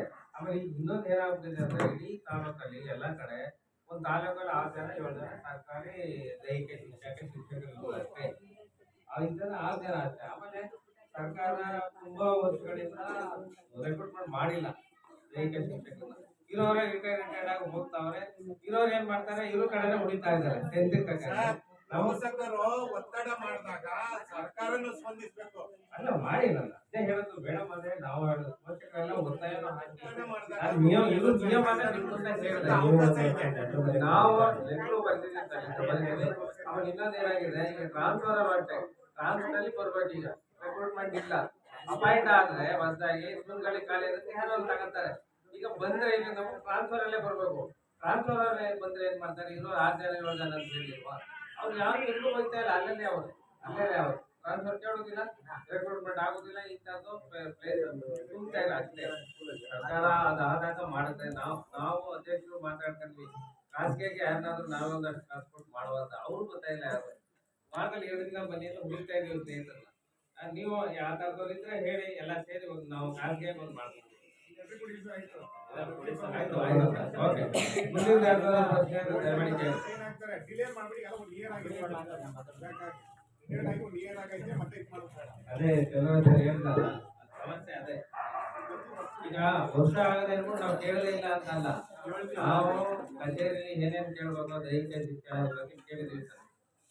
ಇದು ಒಂದು ಕೊಡುವ, ಇನ್ನೊಂದು ಅರ್ಜಿ ಎಲ್ಲಾ ಪೋಷಕರ ಸಹಿ ಮಾಡಿ ಇನ್ನೊಂದು ಕೊಟ್ರೆ ಆಯ್ತು ಅಷ್ಟೇ. ನೆಕ್ಸ್ಟ್ ಯಾವ್ದಾದ್ರು ಪ್ರಶ್ನೆ ಇದೆಯಾ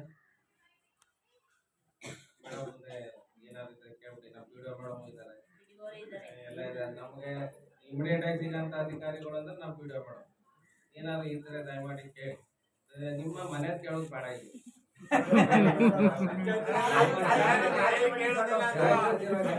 ಮೇಡಮ್ ನಮ್ಮ ಶಾಲೆಗೆ ನಮ್ಮ ಗ್ರಾಮಕ್ಕೆ ಏನು ಅನುದಾನ ಬಂದಂತ ಇದನ್ನ ಉಪಯೋಗಿಸ್ಕೋಬೇಕು ಅಂತ ಅನ್ನೋದು ಅವ್ರಿಗೆ ಅವ್ರದ್ದು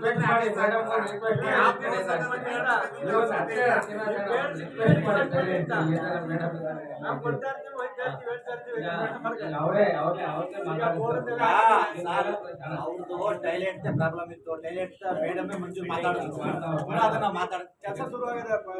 ಟೈಲೆಂಟ್ ಮಾಡಿದ್ರಲ್ವಾ, ಮಾತಾಡಿದ್ರೆ ಅವತ್ತು ಹೇಳಿದ್ದೀವಿ. ಬೋರ್ ಹಾಕ್ಸಿದ್ದಾರೆ, ಅದಕ್ಕೆ ಬರೀ ಶಾಲೆ ಫ್ರೆಂಡ್ಸ್ ಮಾತ್ರ ಕಳಿಸ್ಬೇಕು. ಬೋರ್ಡ್ ನೀರು ಬಂದದೆ ಎಲ್ಲ ಮನೆ ರೆಡಿ ಮಾಡಿದ್ದಾರೆ. ಮೇಡಮ್ ಹಾಕ್ಸ್ಕೊಟ್ಟಿದ್ದಾರೆ. ಈಗ ಇದ್ರೆ ಕೇಳಿ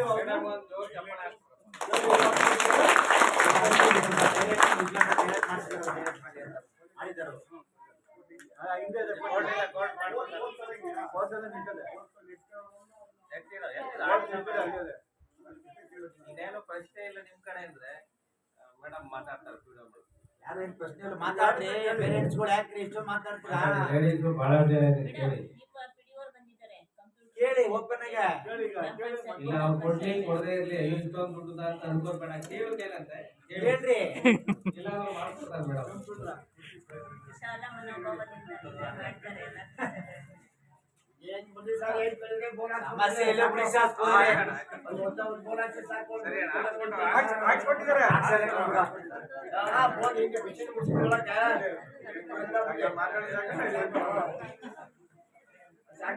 ಮಾತಾಡಿ ಮೇಡಮ್ ಸಮಸ್ಯೆ ಇಲ್ಲ ಮಾತಾಡಿ ನಮ್ಮ ಸ್ಕೂಲ್ ಚೆನ್ನಾಗಿಲ್ಲ ನಮಸ್ಕಾರ. ಈಗ ಅದೇ ಬೋರ್ವೆಲ್ ಒಂದು ಮಾಡ್ತಾ ಇದೀವಿ. ಈ ಕಂಪ್ಯೂಟರ್ ಒಂದು ಕೇಳಿದ್ರು ಲಾಸ್ಟ್ ಮಕ್ಕಳ ಗ್ರಾಮಸಭೆಯಲ್ಲಿ ಅದನ್ನ ನೋಟ್ ಮಾಡ್ಕೊಂಡಿದೀವಿ. ಅದು ಆಕ್ಷನ್ ಪ್ಲಾನ್ ಮಾಡಿ ಆ ಪ್ರಕಾರನೇ ಮಾಡ್ಕೊಂಡಿದೀವಿ.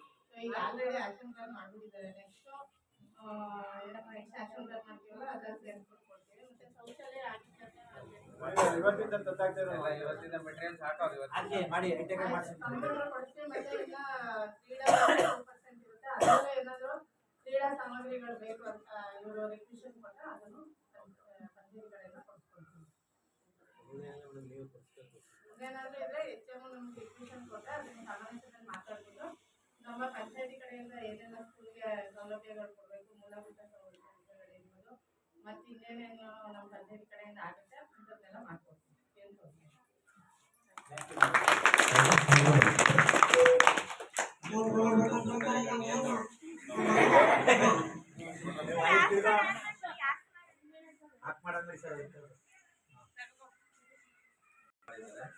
ನಮ್ಗೆ ಏನ್ ಮೂಲಭೂತ ಸೌಕರ್ಯಗಳು ಬೇಕೋ ನಾವು ಮದುವೆ ಮಾಡ್ತಾ ಅದನ್ನೆಲ್ಲ ಮಾಡ್ಕೊಡ್ತೀವಿ ಅಂತ ಹೇಳಿದ್ದಾರೆ.